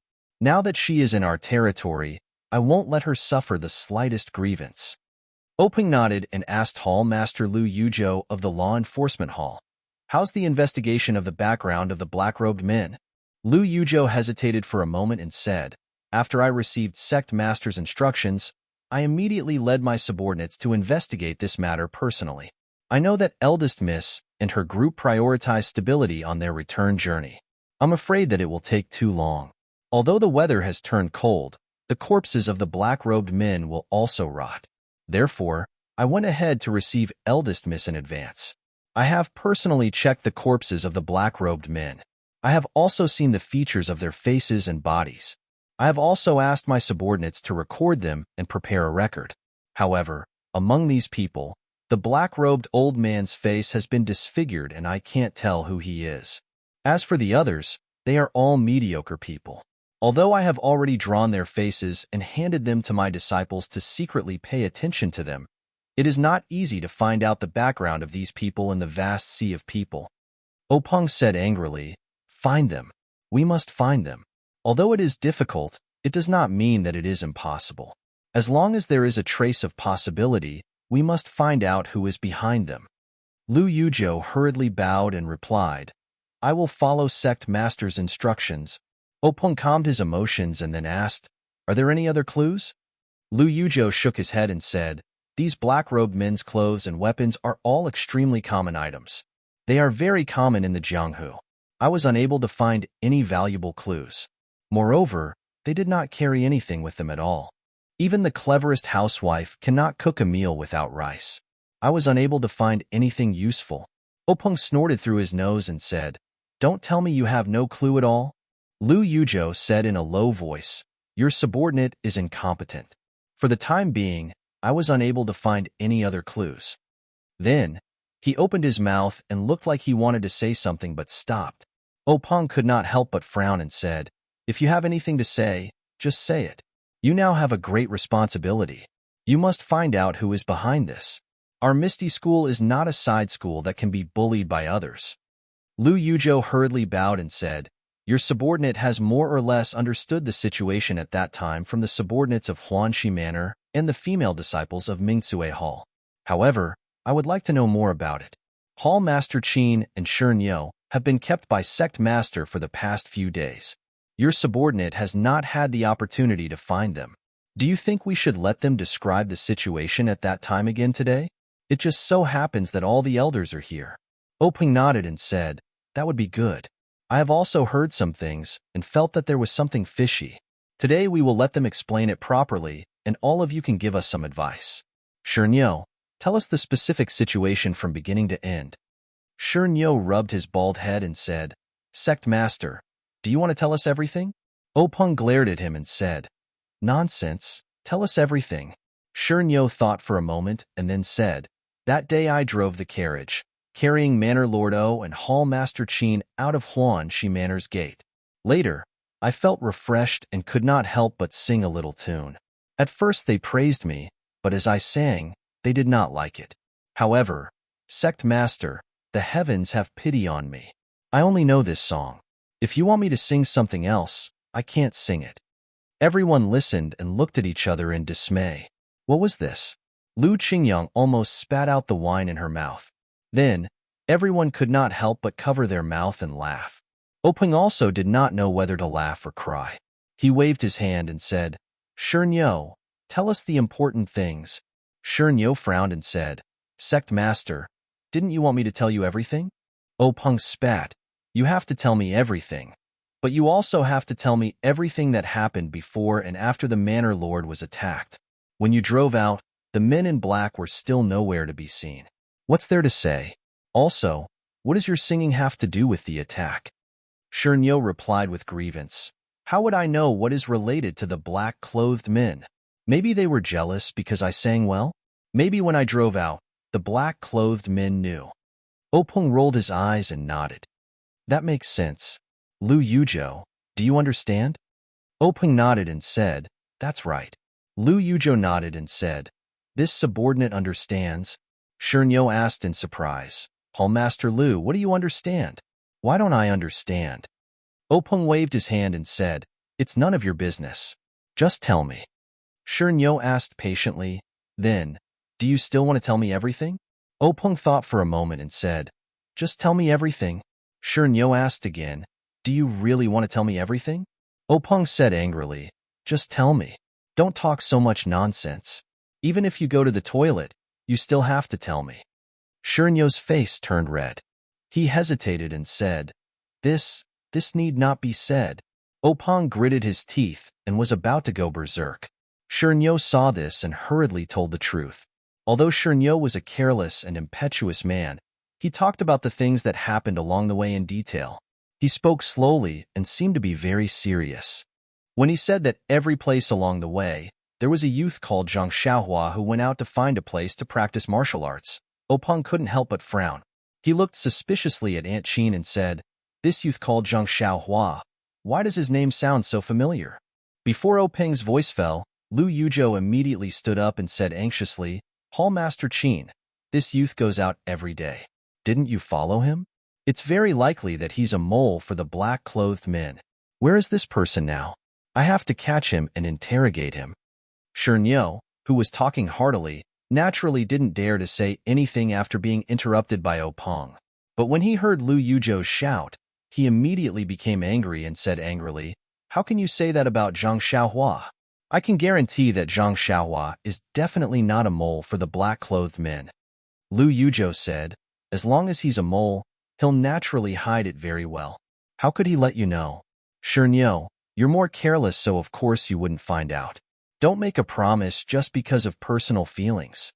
At this time, a voice like an oriole's chirp sounded, "Hallmaster Lu, I also have the same thoughts as Shernyo. I'm willing to use my life to guarantee that this Zhang Xiaohua is definitely not a mole." Lu Yuzhou didn't need to turn around to know that it was Aunt Qin who spoke. He frowned and said, "Hallmaster Qin, now isn't the time to let your emotions affect your decisions.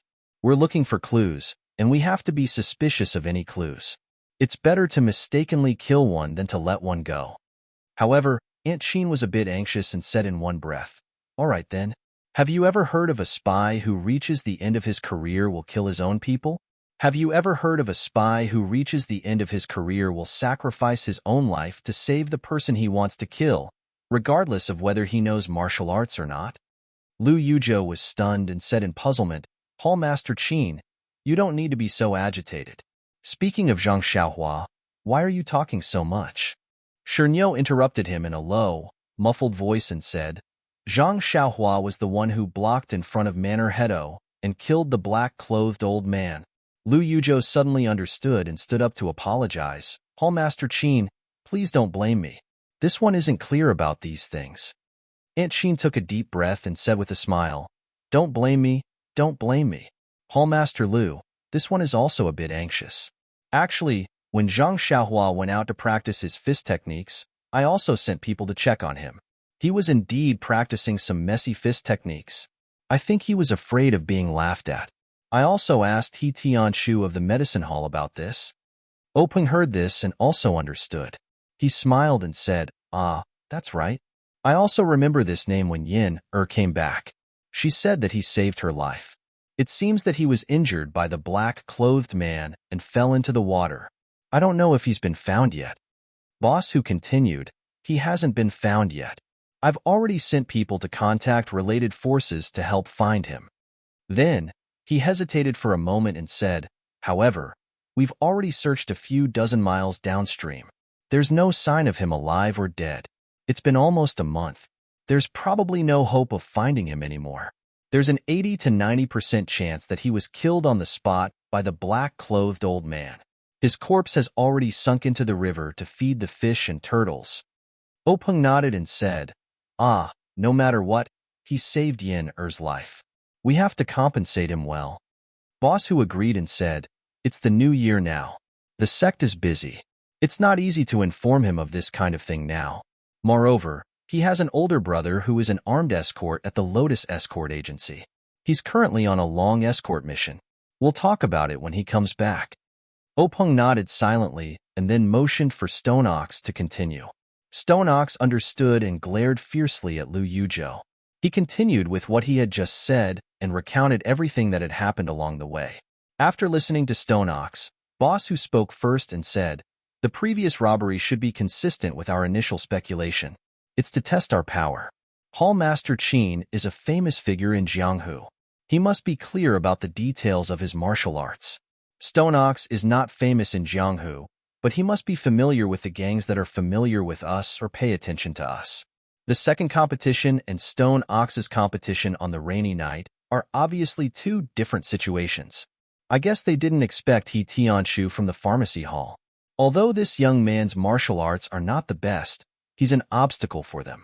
They can't firmly suppress us with their strength, so they didn't really make a move during the robbery. Openg continued Boss whose words and said, so, they hurriedly found this black-clothed old man with excellent martial arts and made a foolproof arrangement. They let people with similar martial arts to Hall Master Qin stall Stone Ox and the others, and then let the black-clothed old man capture or kill Yin Er. Haha, good plan, good strategy. Boss who also smiled and said, however, they didn't expect that our disciples would see through the clues and send reinforcements to rescue them. Openg also smiled and said, yes, this disciple called Landong is very good. He's smart and careful. He went back to the school with the team. Let him hand over some things and choose another disciple to go down. Let him stay in the school and focus on training. He should be of great use. Boss who said, yes, this time it's all thanks to Landong. Without his news, we would still be in the dark. Second brother and fifth brother wouldn't be able to arrive in time. It's only right to reward him. At this time, Stone Ox opened his mouth and said, big gang leader, I think this time the one with the greatest martial arts should be Zhang Xiaohua. If he didn't kill the black-clothed old man, not only the Manor Lord would be in trouble, even if Landong and the others arrived, I'm afraid. Hearing this, Openg nodded and said, that's right. However, this person is already gone. It's useless to talk about martial arts. Zhang Xiaohua is also not a member of our Misty school. How do you want me to reward him? It's better to give more compensation. Stone Ox scratched his head and said, anyway, as long as Big Gang Leader knows who has the most merit, I don't have any other opinions. Lu Yuzhou opened his mouth again and said, Gang Leader, from Stone Ox's description, I think it should be a gang that we're familiar with or a famous sect in Jianghu. We're familiar with their martial arts and manpower. Naturally, we can't use them. That's why we found people from other places who can't see the light of day to work for them. This is why we didn't have enough manpower during the night attack. Otherwise, with only Eldest Miss and the others, the black-clothed men wouldn't have used any tricks or strategies. Openg smiled and said, Hall Master Lu is right. Since you've explained it this way, you naturally have a plan. I'll leave the investigation to you. I hope you'll be able to find out the truth soon. Lu Yuzhou's face turned bitter and said, okay, I'll do my best. Then, Openg looked at Stone Ox and Aunt Qin and said, Hall Master Qin, Stone Ox, you've worked hard before. However, you didn't analyze the situation on the way, and there were flaws in your plans. Tell me, how should you be punished? Aunt Qin smiled bitterly and said, Gang Leader is right. I've been careless. If I'd paid more attention, I would have found something fishy long ago. we wouldn't have ended up in an irreversible situation. I'm willing to accept my punishment. Stone Ox scratched his head and said, Big gang leader, I know I'm wrong and I'm willing to accept my punishment. However, you can punish me however you want, but please don't punish me by not drinking. The last time I went out with Eldest Miss, I didn't dare to drink. If you don't let me have my fill now, I'll suffocate. Everyone laughed, and only then did the atmosphere in the meeting hall become lively. Openg smiled and said, The two of you have been following us the whole way. Even if you don't have merit, at least you've worked hard. However, our Misty School has always been fair in its rewards and punishments. We can't give you something to offset your merits. Go back to the disciplinary hall to receive your punishment. Aunt Chin and Stone Ox hurriedly bowed and said, Understood, gang leader. Then, Openg waved his hand and let Lu Yujo, Aunt Chin, and Stone Ox leave first.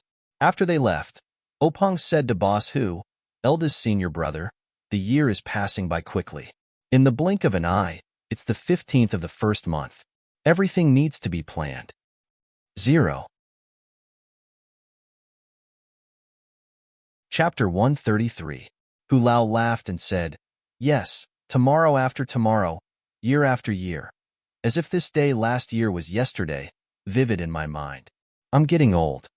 Li Jin, who had been silent all this time, interrupted and said, It's because we're old that there are young talents flocking to us.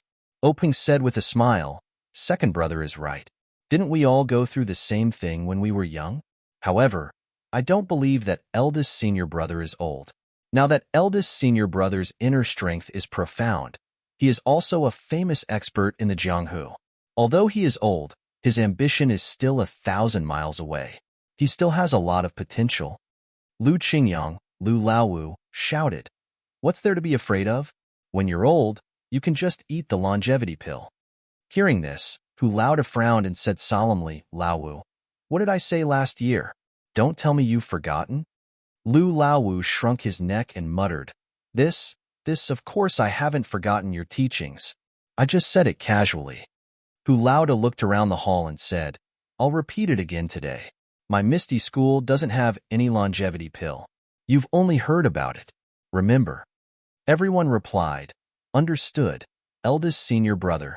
Then, Su Peihua, Su Laowu, asked, Third brother, when will Laowu come back?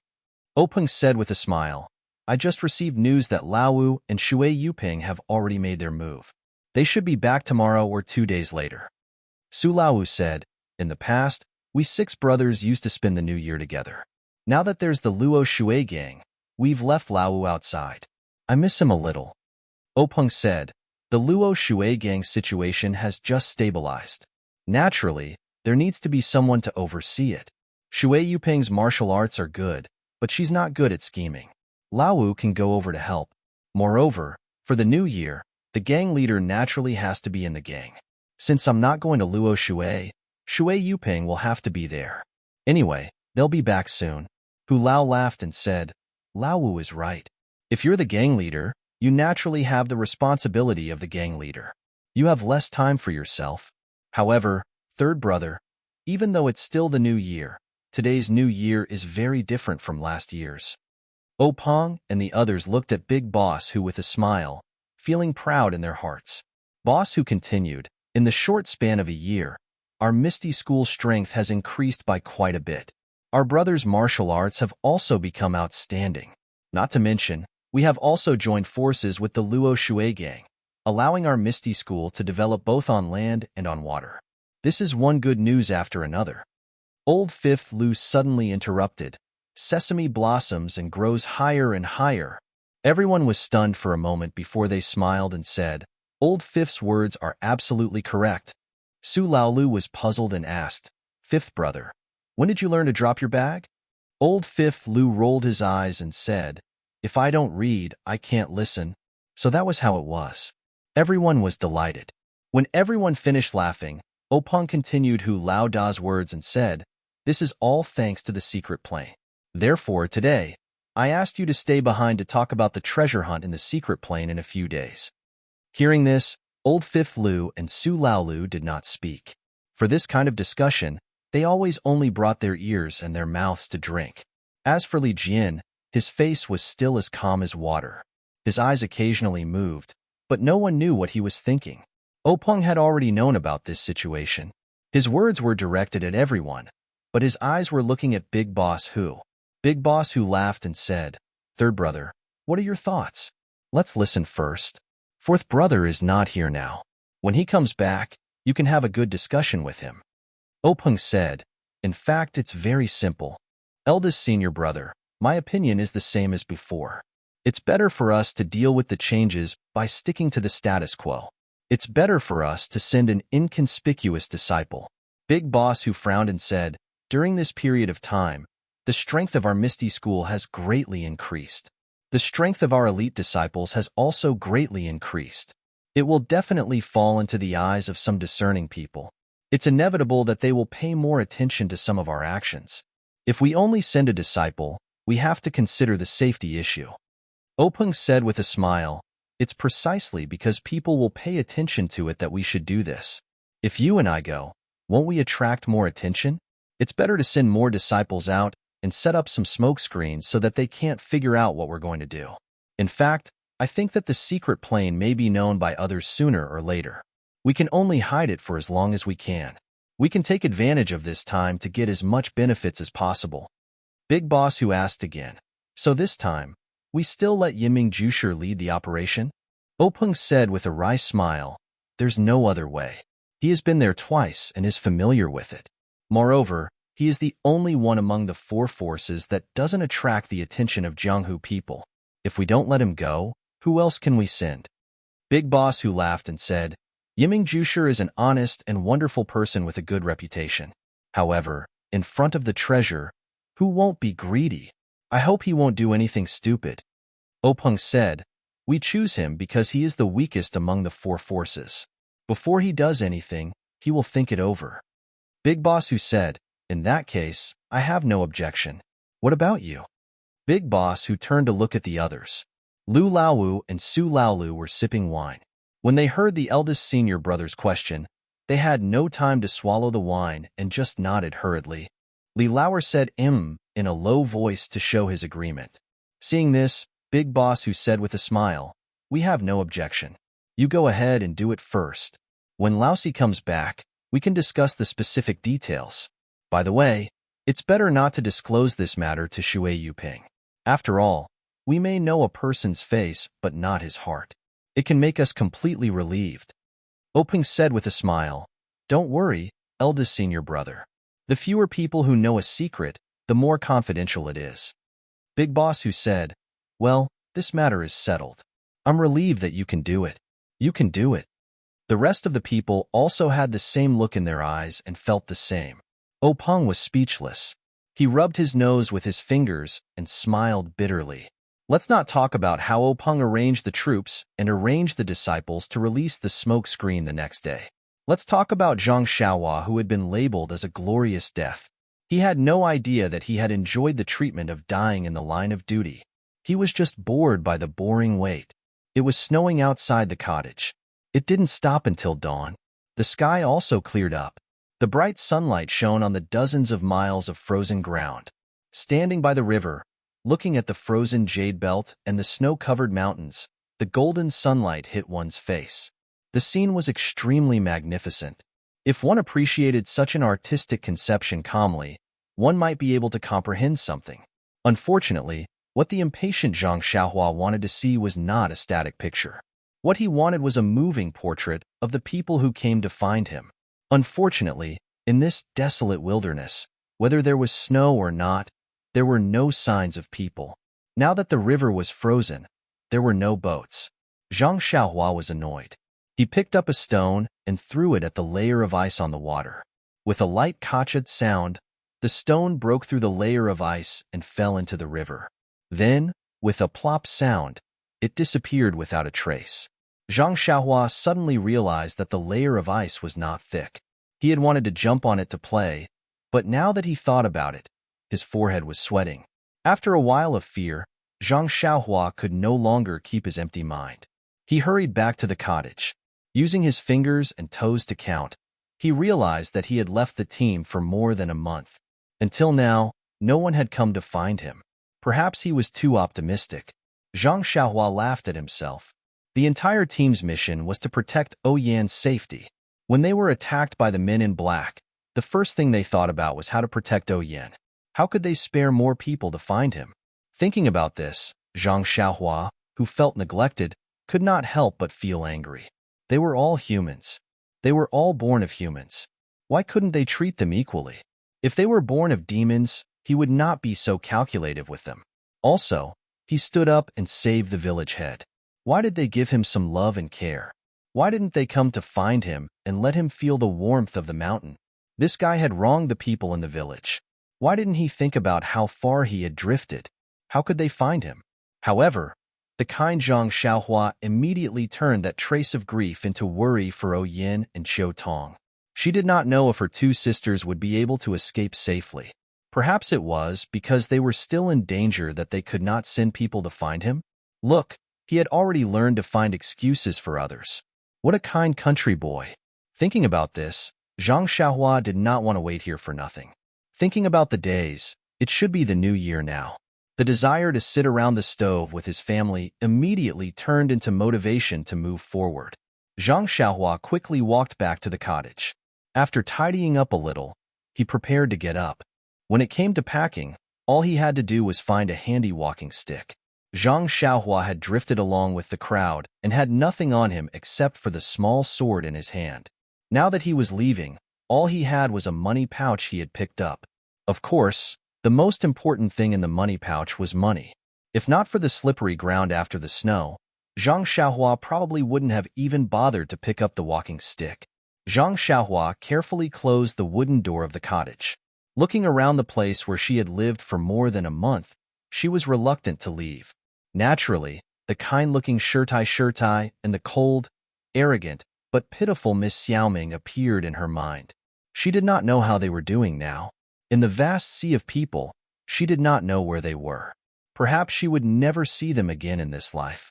Zhang Xiaohua shook her head. Her left hand touched the little toy that already had an owner. She smiled bitterly and turned to walk out of the small yard. On the left side of the cottage, there was a small path along the river. Before it snowed, Zhang Xiaohua could still see it clearly. Now, there was no trace of it. Zhang Xiaohua could not clear all the snow on the path. Therefore, she could only walk along the river and stagger. When Shirtai left, he had explained the way out very clearly. Zhang Xiaohua also remembered it clearly. Unfortunately, they had only told her the path without snow. After the snow, the world was white. There were no signs, no directions, no directions. Zhang Xiaohua regretted it. What should she do? Did she have to go back to the cottage and wait until the snow melted again? However, it was already winter. If she wanted to wait until the snow melted, wouldn't it be better to wait until spring came? Thinking of sitting alone in the cottage, Zhang Xiaohua felt a headache coming on. She immediately dismissed the idea of going back and continued walking along the river. The path did not always follow the river. When she reached a certain place, Zhang Xiaohua estimated and immediately turned in another direction. After walking for a while, she saw a forest. Zhang Xiaohua was secretly happy. This was exactly what Shirtai had described. She must have gone the right way. Therefore, she identified the direction and plunged in. However, once she entered the forest, Zhang Xiaohua could not help but complain. The snow in the forest was not less than outside at all. There was also a lot of withered grass and dry branches. It was very inconvenient to walk.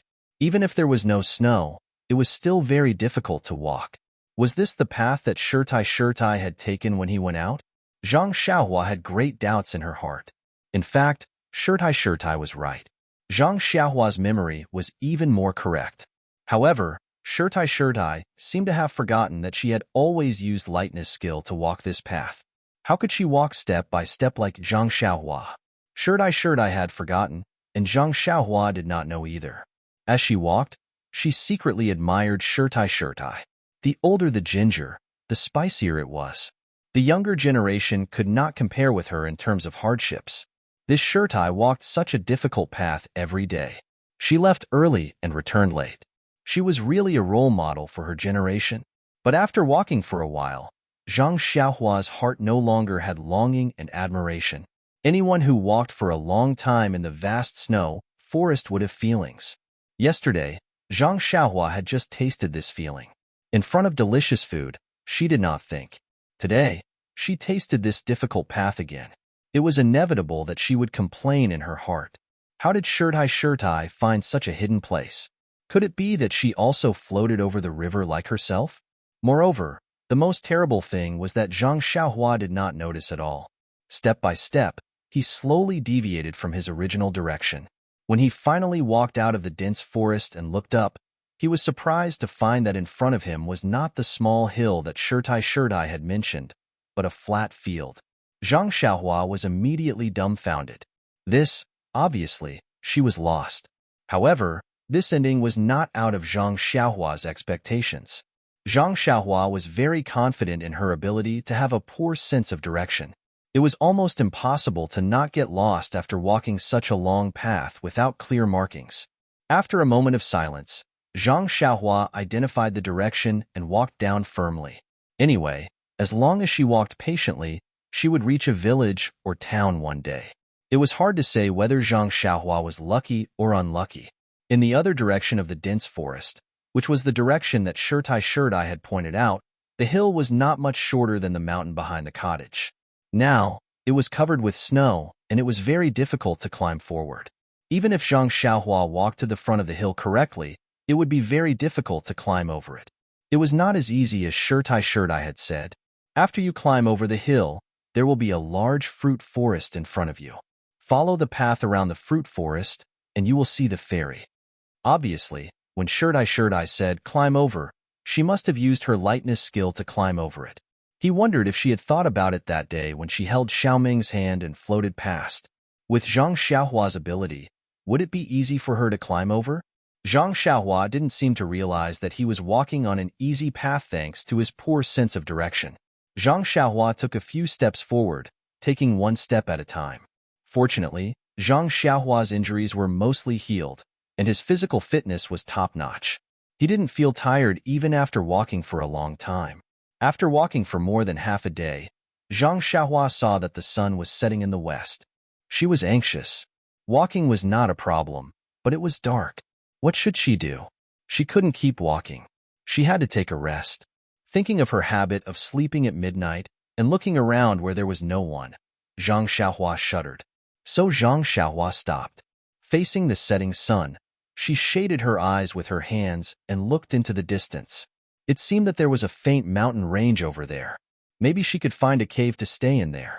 After making up her mind, Zhang Xiaohua put away her walking stick, took a deep breath, and ran towards the mountain range. With the arrival of dusk, Zhang Xiaohua ran faster. Seeing the mountain range getting closer and closer, her heart became more and more at ease. When she ran closer, there was only a touch of sunset light left on the horizon. Even if Zhang Xiaohua's body was good, she was tired and panting at this time. The slope of the mountain range was gentle, so it was easy to climb. So while she could still see clearly, Zhang Xiaohua climbed while looking for a cave. But the mountain was getting higher and higher. Zhang Xiaohua's heart became colder and colder. The sky was about to turn dark, but she still couldn't find a place to stay. At this time, Zhang Xiaohua had climbed to a high place. Looking up, she couldn't help but be overjoyed. In the distance, there was a shadow of a dark area. It was obviously higher than the side. Zhang Xiaohua quickened his pace and walked closer. The stone in her heart finally fell. If it wasn't an abandoned house, then what was it? Zhang Xiaohua walked closer and took out a match. She lit it and saw that it was a dilapidated mountain temple. Half of the plaque in front of the door had fallen and was hanging there at an angle. She could vaguely see the big words on it, Mountain God Temple. Zhang Xiaohua was stunned. How could there be such a temple in the wilderness? But it was also good. Today, it helped Zhang Xiaohua. At least she wouldn't have to sleep in the wilderness. Therefore, Zhang Xiaohua lit a match and looked around the Mountain God Temple briefly. Then, he picked up some dried branches around the temple and started a raging bonfire in the temple's hall. After a tiring day, Zhang Xiaohua leaned against the warm fire and ate some dry rations that she brought with her. She immediately felt refreshed. Then, Zhang Xiaohua gathered her thoughts and got into a fighting stance. In this spacious mountain god temple, she practiced the Fist of the North Star 9 times. When the cool energy flowed through her body, Zhang Xiaohua stretched her arms and legs comfortably. These days were really comfortable. Of course, after recuperating from his injuries, Zhang Xiaohua practiced Elder Yu's swordsmanship to the best of his ability. After which, he found some straw at the back of the temple and laid it down beside the bonfire before falling asleep comfortably. Please add it to your collection. Thank you. 0. Chapter 134. The night was boundless and a half-moon hung in the sky. The white snow reflected a weak white light. In the quiet wilderness, a black, like a bullet, suddenly appeared in the distance and quickly shot towards the snow-covered mountains. That black dot from time to time swept past the branches that stretched into the night sky and stepped on the thick snow without touching the ground. The branches swayed slightly, but the snow did not fall. The snow that was stepped on only left a slight trace. Obviously, this was a very high level of Qinggong. It turned out that this was a night walker dressed in black. The black-clothed man's speed was very fast. Not long after, he had reached the bottom of the mountain. The black-clothed man stopped at the bottom of the mountain and then shot up the mountain. His speed was not much slower than when he was on the plains. Not long after, he came to a flat place. He looked around and ran towards a dark place. When he got close, the dark thing showed its outline. Wasn't it the mountain temple where Zhang Xiaohua stayed at night? At this time, the black-clothed man suddenly stopped. He took out something from his arms and slowly walked to the door. He stuck his head out and stared at Zhang Xiaohua, who was sleeping next to a bonfire that was about to extinguish. After listening for a while, he walked in with heavy footsteps. When he entered the temple, under the weak light of the fire, the black dagger in the black-clothed man's hand emitted a cold aura. The black-clothed man saw the young boy lying next to the bonfire and was slightly relieved. But his hand was still holding the dagger. He walked a few steps into the temple and picked up a small stone from the ground. He threw it at Zhang Xiaohua. The stone hit Zhang Xiaohua's hand. It was very light. Zhang Xiaohua was sleeping soundly at this time. How could he feel it? However, it was precisely his lack of feeling and reaction that made the black-clothed man very surprised. He carefully stepped forward and tried to kick Zhang Xiaohua, but he still did not move like a dead pig. The black-clothed man heaved a sigh of relief. It turned out that this person was already dead. The black-clothed man used his finger to test Zhang Xiaohua's nose. Hey, why is he still breathing? The black-clothed man was puzzled. Then, he pushed Zhang Xiaohua with all his strength. But Zhang Xiaohua did not seem to feel anything. He turned over and went back to sleep. When the person saw this, he ignored Zhang Xiaohua and casually picked up a few withered branches from the side and added them to the almost extinguished bonfire. The flames immediately circled around the branches and burned rapidly. The entire temple immediately lit up and warmed up. Not long after, the black-clothed man's eyes looking at the flames suddenly glanced up. He seemed to have noticed something and then stared at the temple door. Sure enough, a black shadow rushed in from outside, bringing in a gust of cold wind. The bonfire swayed left and right. When that person stood still, it was a short and thin night walker. He also had a black cloth wrapped around his head, so people could not see his face clearly. The person who came later looked around the temple and saw Zhang Xiaohua beside the bonfire. He frowned and said, "Mei Lao Yao, who is this boy?" The black-clothed man called Mei Lao Yao smiled and said, "I don't know. When I got here, this boy was already sleeping here." The black-clothed man who came later said, "Then why don't you go to another place?" Mei Lao Yao said unhappily, "Do you think it's easy to find a hidden place? I tried just now. This boy is asleep. I can't do anything. He doesn't have any internal energy. He's probably a country boy who got lost. Shopkeeper Liu, you're too careful." When Shopkeeper Liu heard this, he walked forward and said, "It's better to be safe than sorry. If I wasn't careful, how could I live until now?" Shopkeeper Liu walked to Zhang Xiaohua and also looked at him. He kicked him twice. Just as Mei Lao Yao said, there was no reaction. However, he was still worried. He used his internal energy and pressed a few acupoints on Zhang Xiaohua's body. He said, Let him sleep. If I don't hit his sleeping acupoint, I won't feel at ease. Mei Laoyao was still warming himself by the fire. He said, "Okay, you're finally relieved. Come and warm yourself."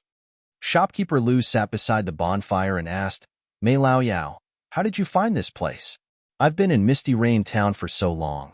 How come I've never heard of a mountain god temple here?" Mei Laoyao said unhappily, "Just because you haven't heard of it doesn't mean it doesn't exist. I came to Misty Rain Town for a mission 2 years ago and was discovered by my enemies. When I chased all the way here, I found it on the mountain. When I looked for you this time, I suddenly thought that such a secluded place would be the best place to see you." Shopkeeper Lu said with a smile, "That's right. A place that even I don't know of is naturally very appropriate. However, on such a snowy night, only someone as good as you won't leave too many traces on the snow. I can't do that. It's hard to guarantee that I won't be seen." Mei Laoyao sneered and said, "So what if someone sees us tomorrow? Can he know what we talked about tonight? Can he find your shop?" Shopkeeper Lu said with a smile, "You're right, little brother. I'm being overly cautious." Mei Laoyao said, "There's no right or wrong. Once you enter the Jianghu, you can't help yourself. There's a bloody disaster at any time. It's normal to be careful." "Oh, okay. Let's cut the small talk. What's wrong with the Tan family?" Shopkeeper Lu immediately stopped smiling and said, "The Tan family is managed like a family. I've sent spies to infiltrate them several times, but they all failed. In order not to alert the enemy, I didn't dare to try again. Now, as a jade shopkeeper, I have some connections with their third young master." Mei Laoyao didn't say anything. Seeing this, Shopkeeper Lu didn't know whether the other was happy or sad. He said with a smile, "I know this is far from the requirements of the organization, but I do have some difficulties. You see, I've made friends with some low-level disciples. They can't get close to the core of the Tan family, and they can't find out anything useful. As for the core disciples, not to mention their eldest young master and second young master, who are all outstanding talents and extremely shrewd, even disciples like Tan Wan and Tan Wu, who are slightly from the side branches, have received strict training since they were young. They are strict with themselves in all aspects. It's very difficult to cater to their preferences." Mei Laoyao frowned and said, "This is the truth. The organization also knows this. Didn't they let you come here because they like your specialty? That's why they gave you this tough nut to crack? You have to display the spirit of not being afraid of hardship and not being tired. Bring out the spirit you used to be good at fighting battles. Strive to put a Kongming lantern in this difficult place." Shopkeeper Lu was stunned and said, "This, Brother Mei, what is a Kongming lantern?" Mei Laoyao smiled and said, "Brother Lu, you're just a country bumpkin. A Kongming lantern is a lantern that can be placed in the sky. It's like you've made achievements that people look up to." Shopkeeper Lu cupped his hands and said, I'm impressed. Brother Mei, a scholar who has been away for 3 days must be looked at with new eyes. After your training at the headquarters, your level has improved greatly." Mei Laoyao was also happy. He cupped his hands in a certain direction and said, "This is all a gift from the master. You and I must be grateful. If you do well this time, you might be able to receive the master's appreciation." When Shopkeeper Lu heard this, he hurried forward and took out an item from his bosom. He carefully placed it in front of Mei Laoyao and said with a smile, "Brother Mei, this is an ancient jade that I received when I was in the countryside last time. It's warm in the winter and cool in the summer. It's very unique. Please accept it and admire it when you're free." Mei Laoyao looked at the item that Shopkeeper Lu handed over and accepted it carelessly. He said with a smile, "Brother Lu, you're so kind. I only have this little hobby, yet you've taken it seriously. Just based on this, it's impossible for me not to improve." Shopkeeper Lu said modestly, "My insignificant skills are nothing. Compared to Brother Mei, it's like a firefly compared to the bright moon. I hope you'll put in more good words for me in the future." Mei Laoyao rubbed the item in his hand and said with a smile, "The master is a master who can't tolerate sand in his eyes. Naturally, he will reward those who make a contribution and punish those who make a mistake. If Brother Lu can have some achievements, I'll also be able to benefit from it." Shopkeeper Lu said, "Isn't that still dependent on the master's guidance and brother's support?" Mei Laoyao smiled and didn't say anything else. He just played with the ancient jade in his hand. Shopkeeper Lu saw that his goal had been achieved and said, "However, I heard third young Master Tan talk about some things in the past few days. There are actually some clues." Mei Laoyao made a sound of surprise and said, "Tell me about it. Perhaps you've made some new discoveries." Shopkeeper Lu said, "According to third young Master Tan, the Tan family sent out many disciples before and after the new year. It seemed like there were many missions." Third young Master Tan was a bit puzzled. Although the family usually had some affairs outside, they were all scattered at different times. He hadn't seen any disciples go out at the end of the year. He was very puzzled. Mei Laoyao said, "Then did you ask him what kind of missions they were?" Shopkeeper Lu said with a smile, "How would I dare to ask such a sensitive question?" However, listening to his vague meaning, he also didn't know.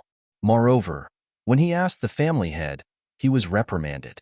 Heh, if he hadn't been reprimanded, he wouldn't necessarily have told me.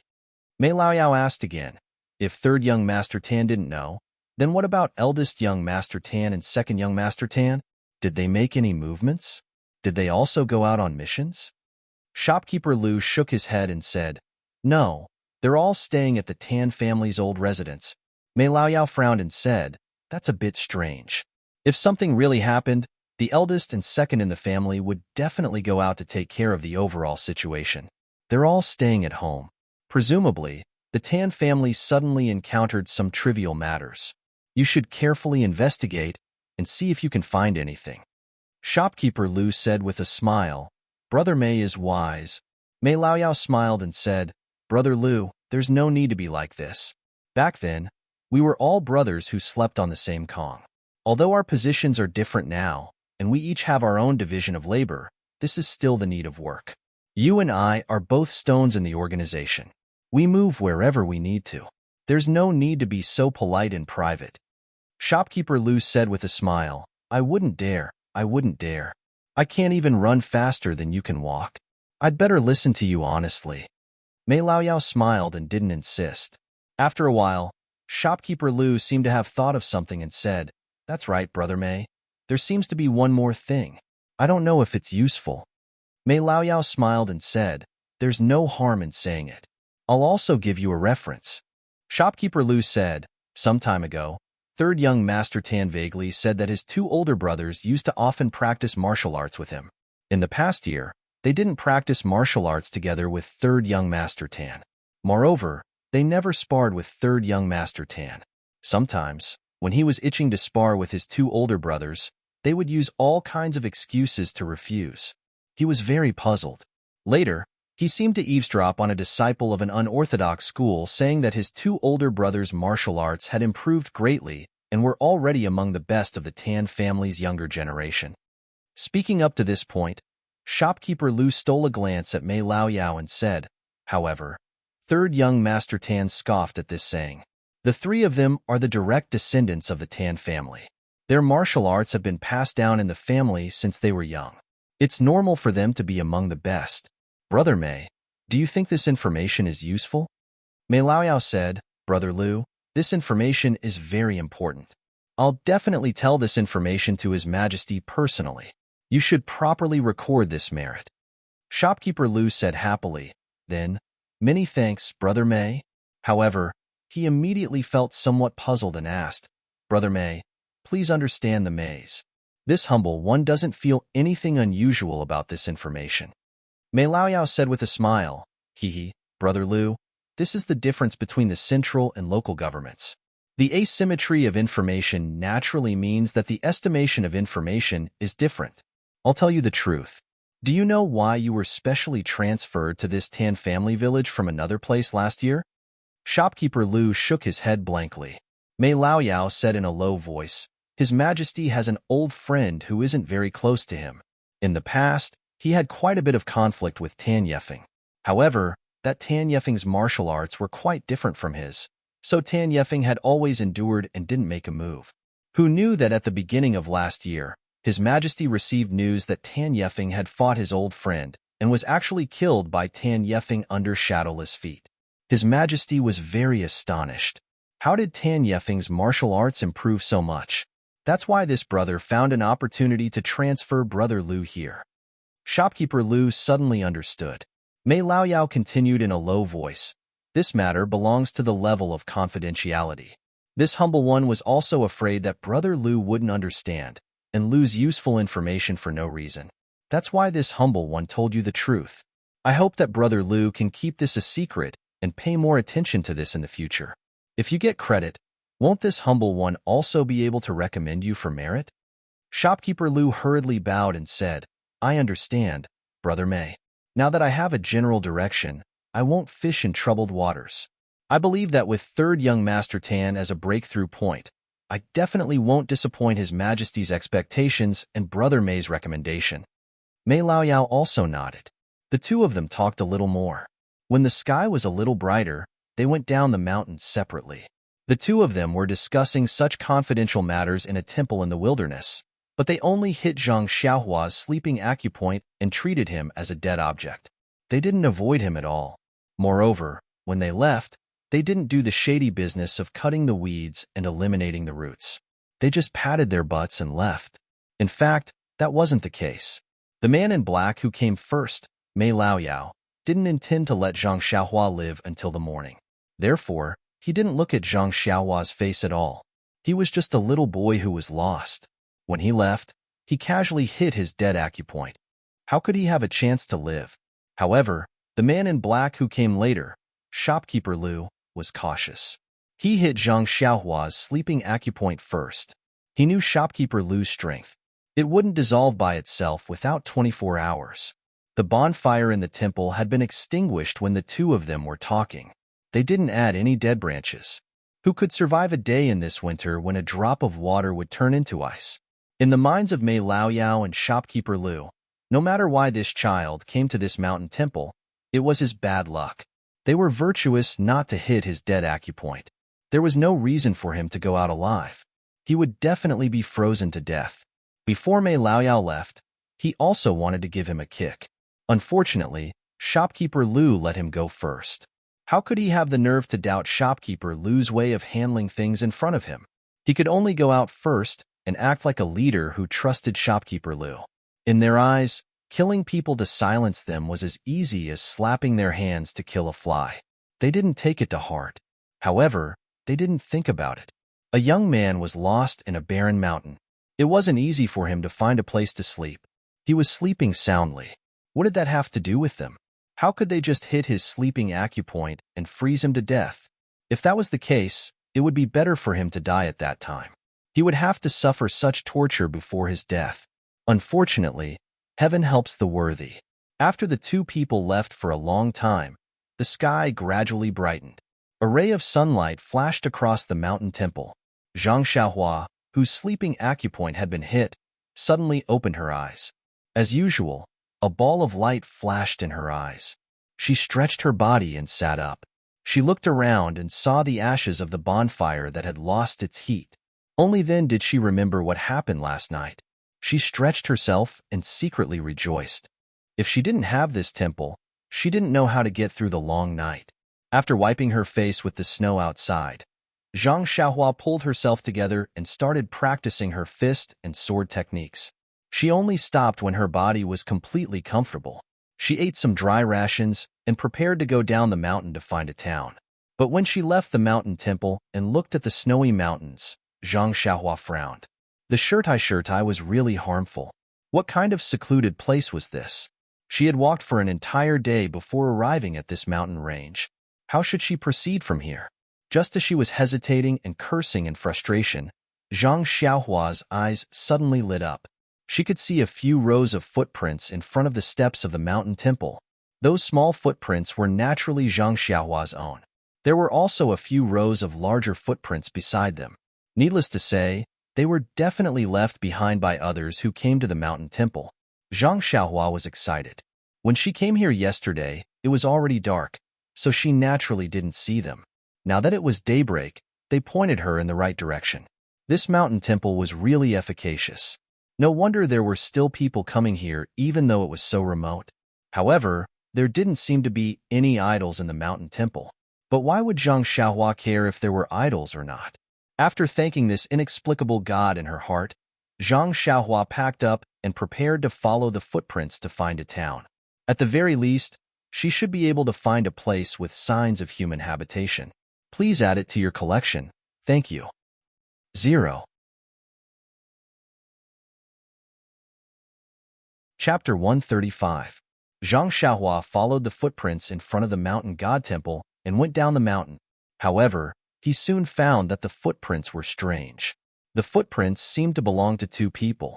One of them stepped deeper, and the other stepped shallower. However, they had one thing in common, which was that the footprints were very big. One step was enough for Zhang Xiaohua to walk several steps. Zhang Xiaohua was a little surprised. How long were these people's legs? Moreover, when going down the mountain, people walked on steep roads, but Zhang Xiaohua couldn't. He had to find a gentle slope and look for the footprints at the bottom of the mountain. After walking for a while, Zhang Xiaohua understood everything. There was a small forest in front of him. When he walked to the forest, the footprints disappeared and reappeared on the other side of the forest.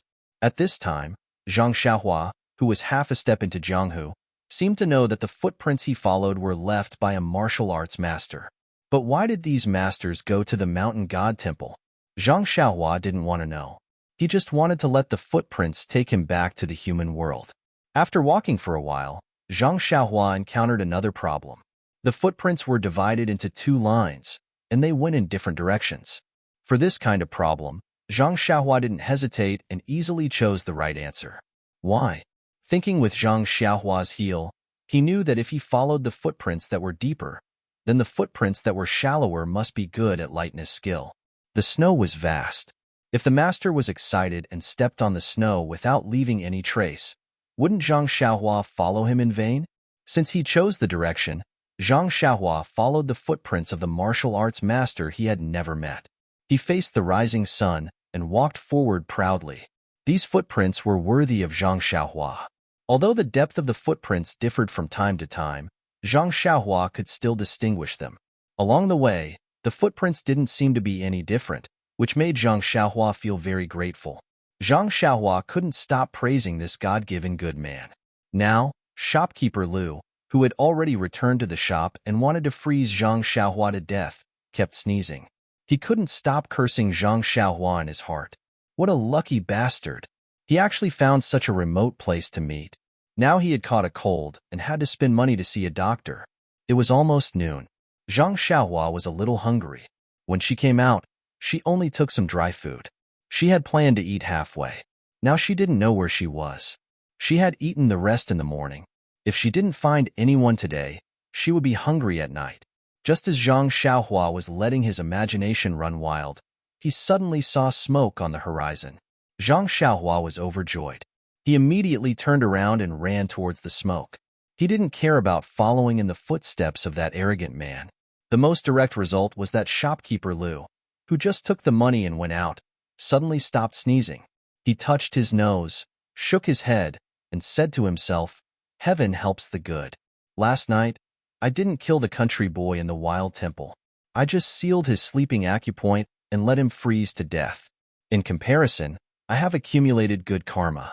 I immediately received interest and didn't need to spend money to see a doctor. It seems that I have to learn from the senior management of the organization. They are real masters who kill people without spilling blood." Zhang Xiaohua left the footprints and turned to the place where there was smoke again. She opened a road when she met a mountain and built a bridge when she crossed a river. She carried out the fearless Jianghu spirit. Finally, in the afternoon, she came to a small town in the countryside. Looking at the small town in the distance, the houses around the town, and the poultry around the houses, Zhang Xiaohua sighed with emotion. She finally found human habitation. She didn't have to worry about being hungry anymore. Zhang Xiaohua walked along the small path of the small town. It was a typical rural town, a little smaller than Lu Town. Now that it was the new year, there were many people on the street. They were all wearing new clothes and smiling. When they met, they were all friendly and cupped their hands to each other. Many young boys about the same age as Zhang Xiaohua were holding incense and setting off firecrackers happily. It was a scene of celebrating the new year. Zhang Xiaohua's dress was not shabby, but it was not neat either. It didn't look like she was celebrating the new year. The people in the town saw it and felt a little strange. After all, ordinary people, no matter how poor they were, had to change their children's clothes for the new year. People like Zhang Xiaohua who didn't have new clothes to wear were very rare. Moreover, they looked unfamiliar, so they must be an orphan in the countryside. How could Zhang Xiaohua care about other people's faces? He looked for a place where he could buy food. However, after searching for a while, he suddenly realized that it was the new year. Ordinary small shops were closed and not open for business. Where could he buy food? Zhang Xiaohua secretly touched the money bag in his arms. He couldn't help but smile bitterly. Since he was born, he had never taken so much money. He even had to starve. It was really unfair. Looking at the shops in the small town that were basically closed, Zhang Xiaohua couldn't help but smile bitterly. Did he have to wait until the 6th day of the new year to buy food? He doubted whether he could survive until then. Zhang Xiaohua sighed. It was impossible. He could only find someone and knock on the door to buy food. At this time, a young man in his 20s walked in front of him.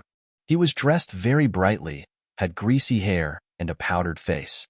He seemed to be humming a little song. Zhang Xiaohua hurriedly went forward and cupped his hands in greeting. "Excuse me, big brother." That person was squinting his eyes and reminiscing about something. He was very impatient when he was interrupted. Seeing the poor country child in front of him, he frowned and secretly cursed his bad luck. Was this person asking for money on the street? It was the new year. If he gave it, he would be distressed. If he didn't give it, he wouldn't get any good luck. He was in a dilemma. Thus, he asked, "What's the matter?" As he spoke, his hand reached into his bosom and secretly took out a copper coin. If it was money, he would use it to send the matter away. Zhang Xiaohua smiled and said, "Excuse me, big brother, what time is it now?" That person was stunned. So it wasn't money. His heart relaxed and he said with a smile, "It's 3:00 in the afternoon." After he finished speaking, he was about to walk away. Zhang Xiaohua said again, "Sorry, big brother, you misunderstood. I asked what day is it today?" That person was even more stunned.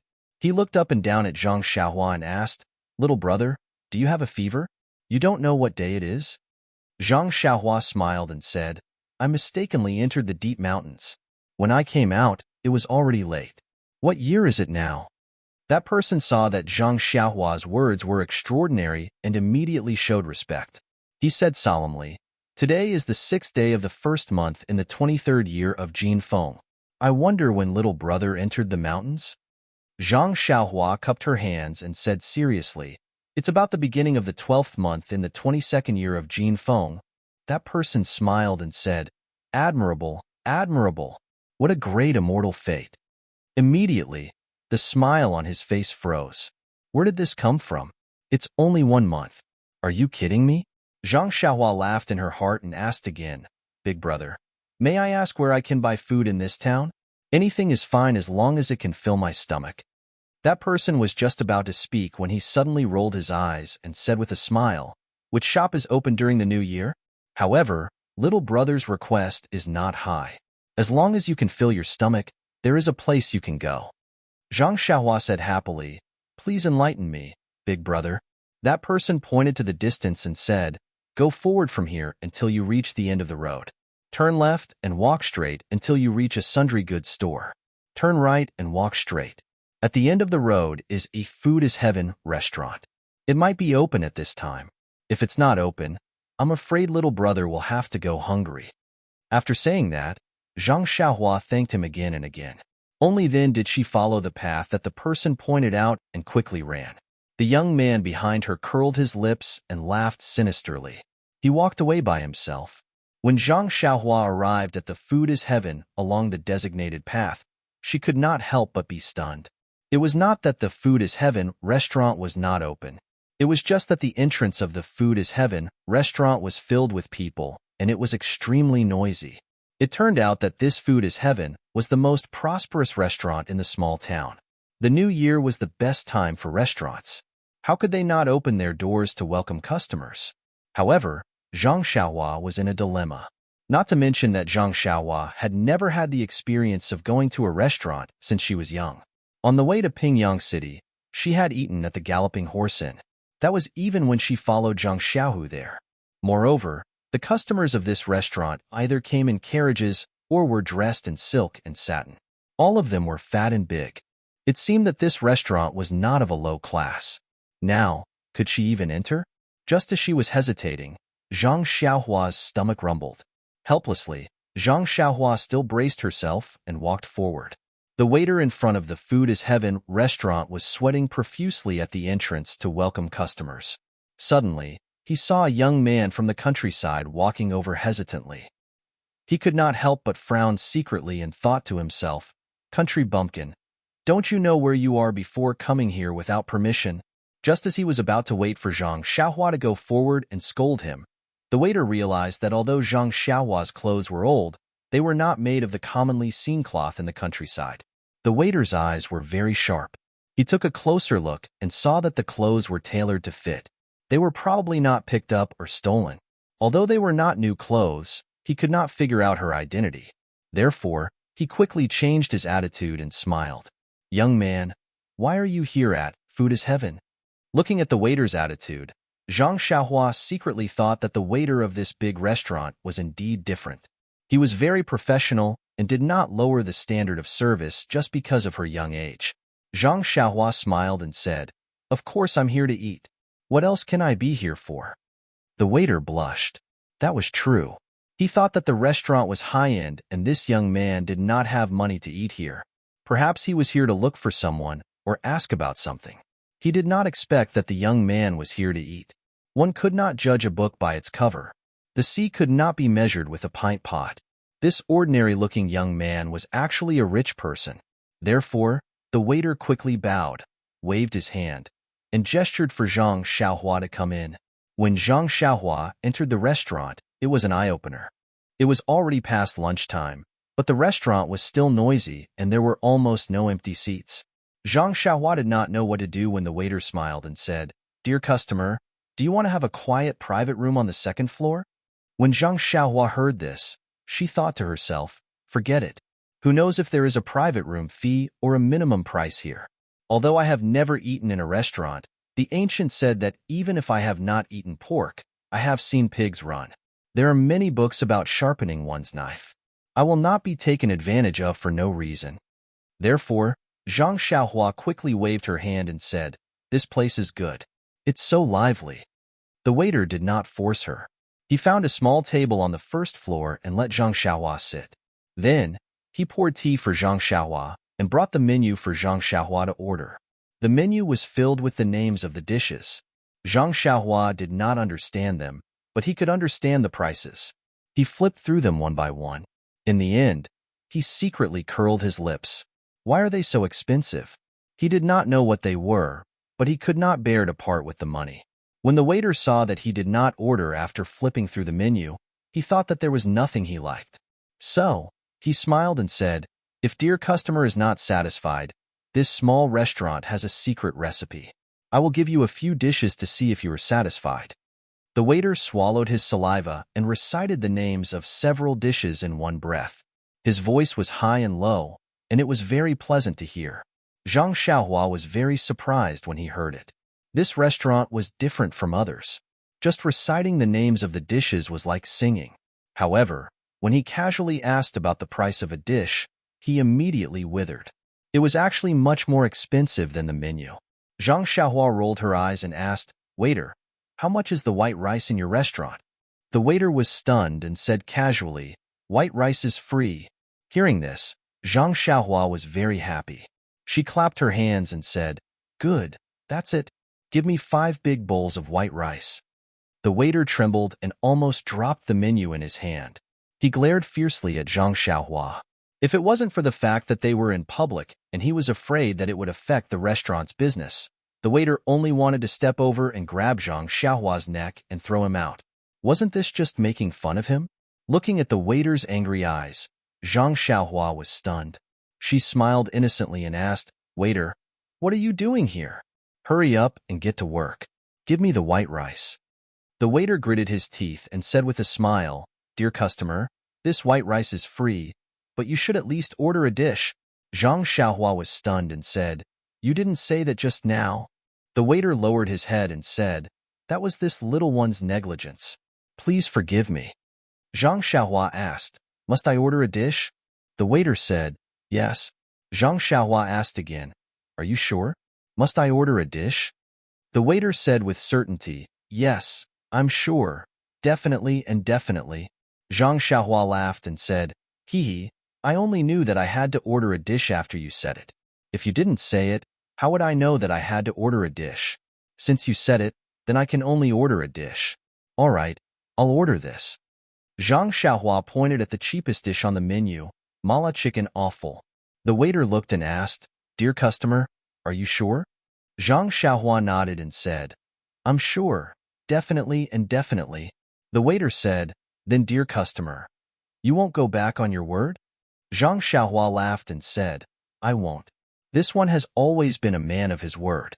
As the saying goes, a gentleman's word is as fast as a horse's whip. If I say this, then I will. The waiter nodded and said, Then dear customer, you won't add any other dishes? Zhang Xiaohua shook her head and said, There's no need. However, I still want those 5 big bowls of white rice. Thus, the waiter put away the menu and said, Please wait a moment. Only then did he stagger away with a heart full of resentment. After the waiter left, Zhang Xiaohua poured a cup of water and gulped it down in one gulp. However, she still wasn't satisfied and drank 3 cups in a row. Only then did she slow down a little and thought, The tea in this restaurant is also ordinary. It's a far cry from the mountain spring water at home. However, this tea doesn't seem to cost money. I can drink more. After thinking, she was about to pour a 4th cup, but the teapot was empty. Zhang Xiaohua called out, Waiter, can you add some more tea? The waiter had just walked back and handed the menu to the chef when he was called over. He was still puzzled. He remembered that he had just poured a pot of tea for this youth. Could it be that he remembered wrongly? After waiting for the waiter to pour more tea, Zhang Xiaohua poured a full cup and drank it. She raised her head and looked around, sizing up the restaurant. At this time, it was already past mealtime. Most of the customers in the restaurant were drinking and chatting. On the left side of Zhang Xiaohua was a table of 5 burly men. They were dressed in martial arts attire and were drinking and chatting. Perhaps because they were sitting close to each other, those men's voices were also loud. Zhang Xiaohua didn't intend to listen to their conversation. However, those words still didn't reach her ears. She only heard one person say, His granny, it's the new year. How can we be sent to such a poor place? It's really not a day for humans. Another person said, That's right. In the past, we used to spend the new year with our wives and children. How can we have such a long escort this year? One person said, There's no other way. The customers are in a hurry. Time is tight, so we can only run during the new year. Another person said, However, the remuneration this time is quite good. It's double the usual. One person said, Then you're an old hat. The government has a rule that the remuneration for work during the holidays is 3 times the usual. What's with this? Another person said, Really? How come I didn't know about this? This won't do. I have to go back and talk to Chief Shang. No matter what, we can't lose out. One person said, Forget it. Chief Shang is also a newcomer. Although he has gained some prestige recently, he's still not a proper escort. It's better to ask around in private first. Another person said, Then we have to tell him so that he can be prepared. Maybe he doesn't even know about it. One person said, That's fine too. Chief Shang is usually very straightforward and enthusiastic. Maybe we can talk to the higher-ups and get some compensation. Another voice said, Let's talk about these things when we get back. Aren't we just here to drink? We should just wait for the job to be done quickly so that we can go home. In this town, only this restaurant is worthy of our attention. Even if we want to find a place to drink and drink, there's no such place. One person said, There is, but it's a pity that we're not worthy of our attention. Besides, it's the new year and people have to go home too. How many of them are still waiting for you to take care of them in the courtyard? Following that, the few of them talked about some men's topics in a vulgar manner. Zhang Xiaohua was already at the age where she didn't really understand. Her face and ears turned red as she listened, but she couldn't cover her ears. She could only keep drinking water to distract herself. Accidentally, the teapot was empty again. Zhang Xiaohua could only call out again, Waiter, add more water. Please add it to your collection. Thank you. 0. Chapter 136. When the waiter served Zhang Xiaohua's spicy chicken giblets and 5 bowls of white rice on a tray, Zhang Xiaohua had already drunk 3 pots of tea, and her stomach was rumbling with hunger. But when Zhang Xiaohua saw the plate full of chili and red chicken giblets, she couldn't help but be dumbfounded. She asked blankly, "Waiter, is this the dish I ordered?" The waiter smiled and said, "Sir, that's right. This is our restaurant's famous special dish, spicy chicken offal. It's spicy and spicy. It tastes very delicious. It's a dish that people who like chili will definitely order." Zhang Xiaohua's face turned bitter. That's right. The menu clearly said spicy and spicy. Why didn't she ask more? The waiter asked her several times. Why didn't she pay attention? Alas, she was blindly greedy. Perhaps this dish was indeed delicious, but she never ate spicy food. There was no other way. She couldn't ask the waiter to change it to other dishes. Wouldn't that cost more money? Zhang Xiaohua had to bite the bullet. She picked up the bowl and chopsticks and carefully put a piece of chicken giblets into her mouth. Immediately, a spicy taste spread from her mouth to her head and then to her eyes. It was so spicy that she almost cried. Zhang Xiaohua quickly ate a few mouthfuls of white rice to calm down a little. Then, Zhang Xiaohua drank a lot of tea. Only then did she have the courage to eat a mouthful. Although this spicy chicken giblets was extremely spicy, it was also a good dish to eat. Zhang Xiaohua wanted to stop but was afraid of wasting, and wanted to eat but was afraid of spicy food. When the plate of spicy chicken giblets was finished, Zhang Xiaohua had already eaten 6 bowls of white rice and 2 pots of tea. When Zhang Xiaohua picked up the chopsticks, she picked up the red chili on the plate and couldn't find a piece of chicken giblets. Only then did she put down her chopsticks with relief. Although Zhang Xiaohua wanted to eat the chili on the plate, she thought about her mouth and gave up the idea. She touched her round belly. She was really full. Since she had finished eating, she naturally had to pay the bill. Zhang Xiaohua raised her hand to call the waiter. In fact, when Zhang Xiaohua was eating, the waiter's eyes didn't leave her.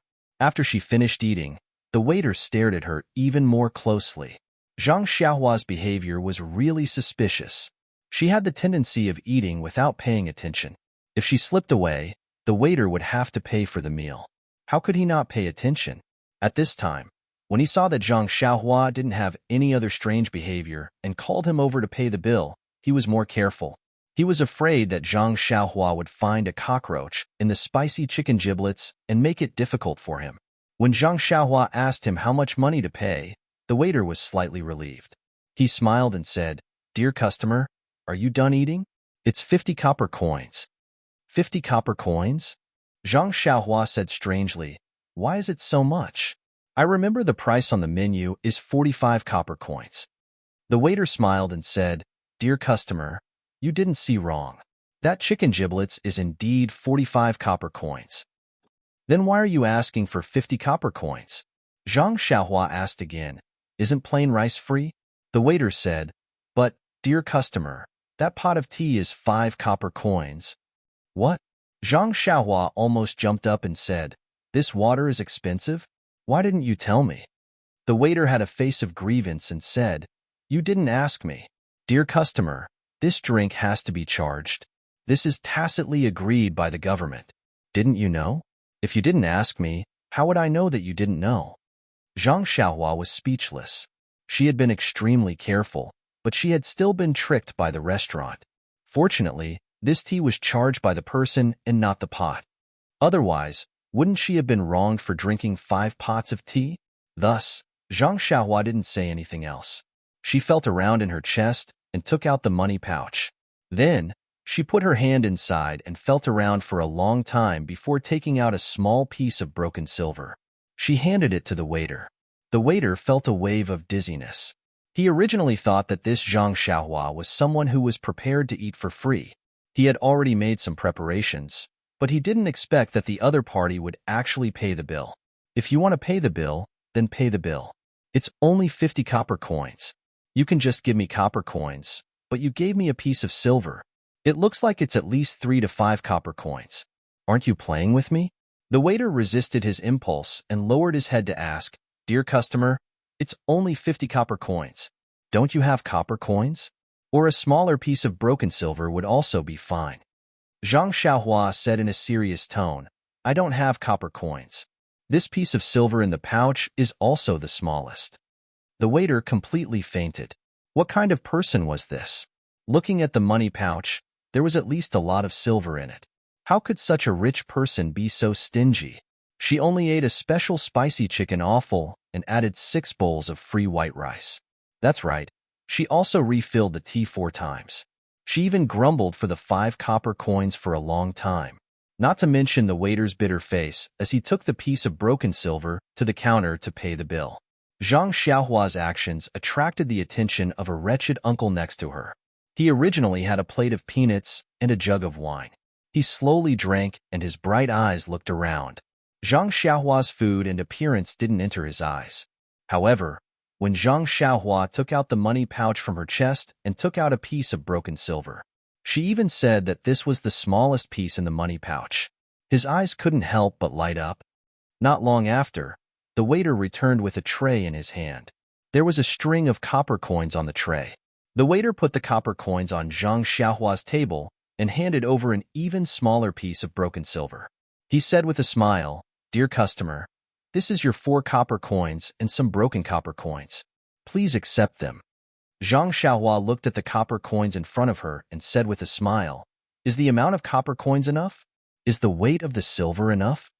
The waiter's face was full of righteousness as he said, "Sir, you can doubt my character, but you can't doubt the credibility of our food is heaven.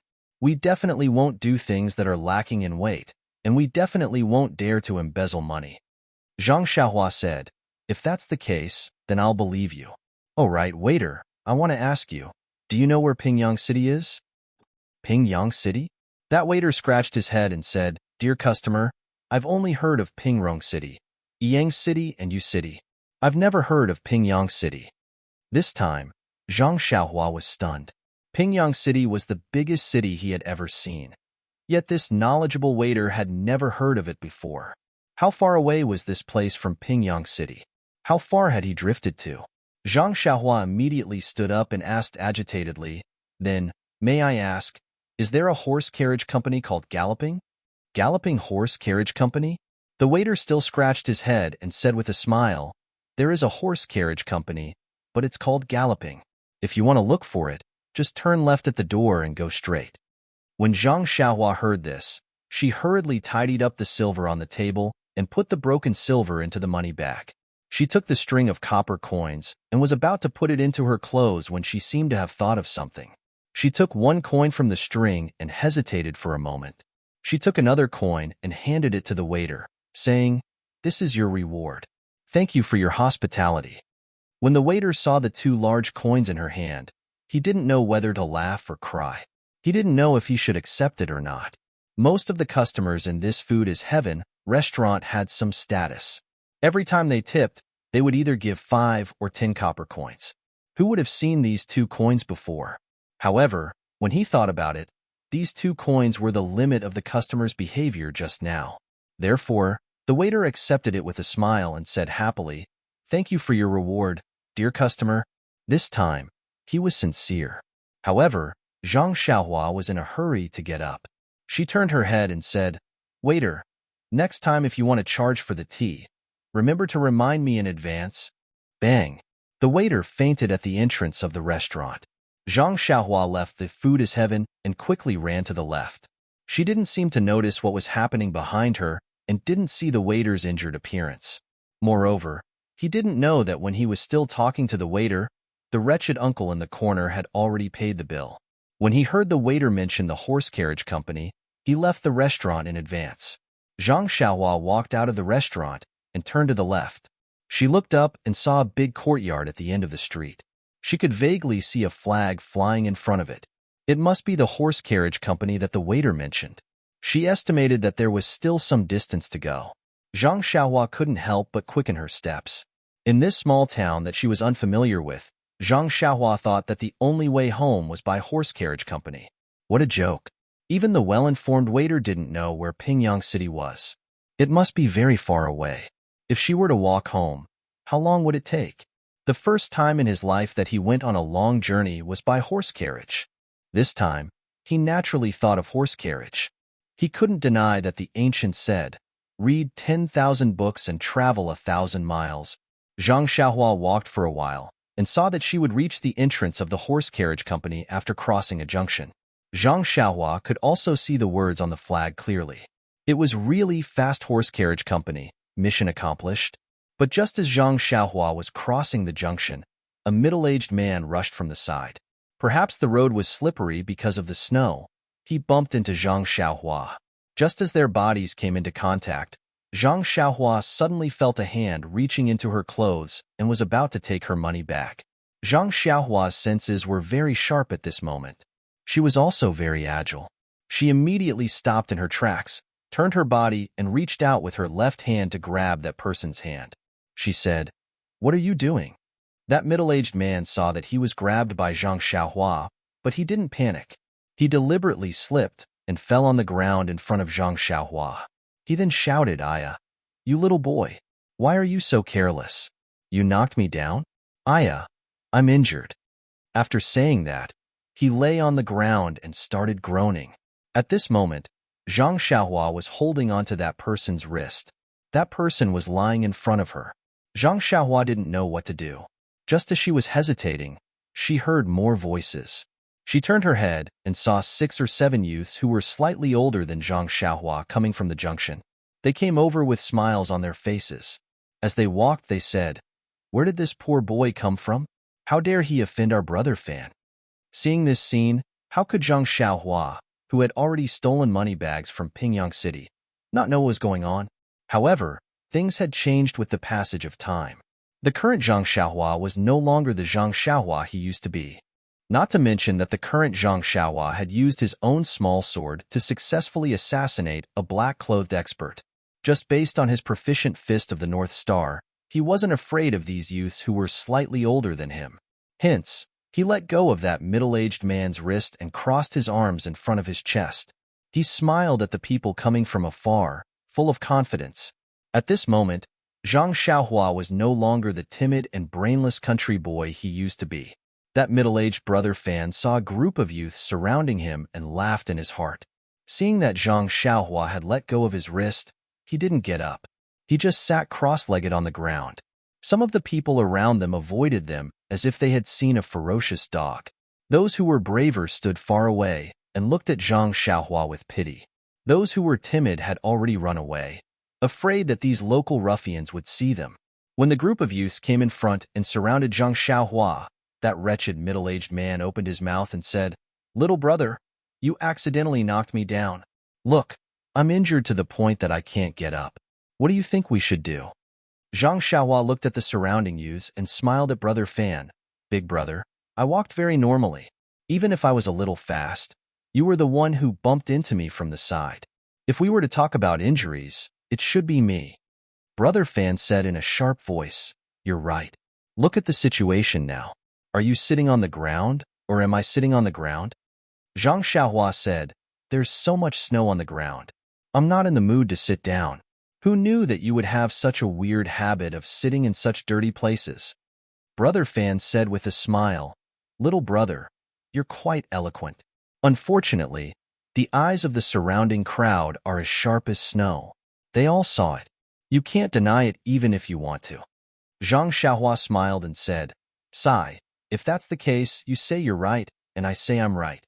Then let's go to the yamen." Hearing this, Brother Fan sat up and said with a smile, "Little brother, if that's the case, you're definitely not going to follow the rules?" Zhang Xiaohua asked, "So what if I follow the rules? What if I don't follow the rules?" That wretched Brother Fan said in a sharp voice, "Haha, that's right. Little brother, if you follow the rules, then obediently take out the money pouch in your arms. We won't be ruthless. We'll leave you some money and we'll go our separate ways. What if you don't follow the rules? Hee hee, look at the crowd around you. They're all Samaritans. They represent the hearts of the masses." Zhang Xiaohua smiled and said, "Haha, I finally know how to represent the hearts of the masses. These are the kind-hearted masses. If they were kind-hearted, why would they mix with you?" Brother Fan said with a smile, because I'm also a member of the kind-hearted masses. Zhang Xiaohua said, then why do I feel that your actions don't seem like it?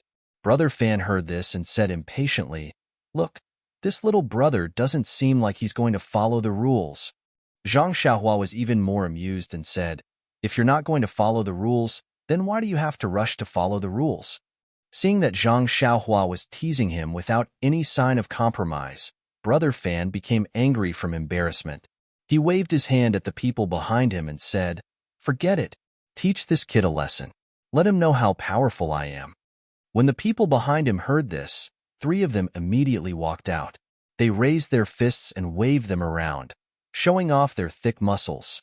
Unfortunately, Zhang Xiaohua didn't care and just smiled. When the 3 of them saw that they were talking to no one, they looked at each other, raised their fists, and ran towards Zhang Xiaohua. The 3 of them had obviously practiced martial arts for a few days, and their movements were quite good at palm techniques. However, as soon as they got close, Zhang Xiaohua took advantage of them and used a move from the Fist of the North Star to block the fist of the person in front of her. Then, she changed her move and swept her leg towards the person's non-existent lower body. With a bang, the man fell to the ground. At this time, another person also came in front of her. Zhang Xiaohua didn't dodge and raised her fist to meet the person's fist. There was also a muffled sound as the 2 fists collided. Zhang Xiaohua didn't move. The person cried out in pain and held his fist. He took a few steps back and opened his mouth in pain. The remaining person came closer, but when he saw what happened to the other 2, he was already scared. He retreated and prepared to retreat. How could Zhang Xiaohua let him go? She shot forward and kicked the person's waist. That person also fell to the ground with an ouch. Zhang Xiaohua was puzzled. Her kick wasn't very strong. Seeing that his 3 subordinates had been defeated, Brother Fan was in a dilemma. If he ran away without fighting, it would be difficult for him to convince the others in the future. However, if he continued to fight, the remaining 4 people and himself might not be a match for this person. What should he do? Brother Fan thought for a moment, then took out something from his waist and made a gesture to the other 4 people. The 4 of them did the same. At this time, Zhang Xiaohua saw that each of them had a dagger in their hands. Looking at the daggers that flashed with a cold light, Zhang Xiaohua couldn't help but feel a little flustered.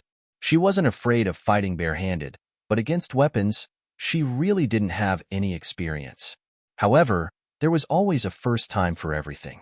Perhaps this was a kind of test for herself.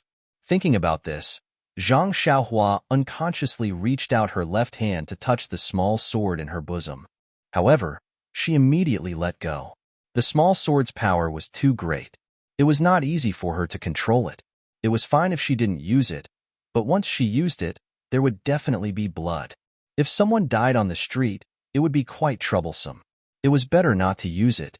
When Brother Fan saw that Zhang Xiaohua's eyes were a little flustered, he couldn't help but feel proud. He laughed sinisterly and rushed forward, waving his dagger to stab Zhang Xiaohua's waist. As for the other 4, when they saw their leader coming forward, they also swarmed over, waving their daggers. When Zhang Xiaohua saw the shining daggers stabbing at different parts of her body, she couldn't help but panic.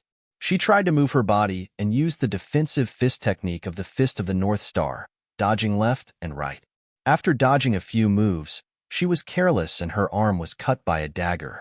A smear of fresh blood instantly dyed her sleeve. The injured Zhang Xiaohua suddenly calmed down. She knew that blindly defending wouldn't be of much use. The best defense was offense. Zhang Xiaohua slightly adjusted her pace. Seeing a gap between the daggers, she took a big stride forward and raised her leg to kick one of the people's wrist. Ouch! That dagger flew into the air. 0.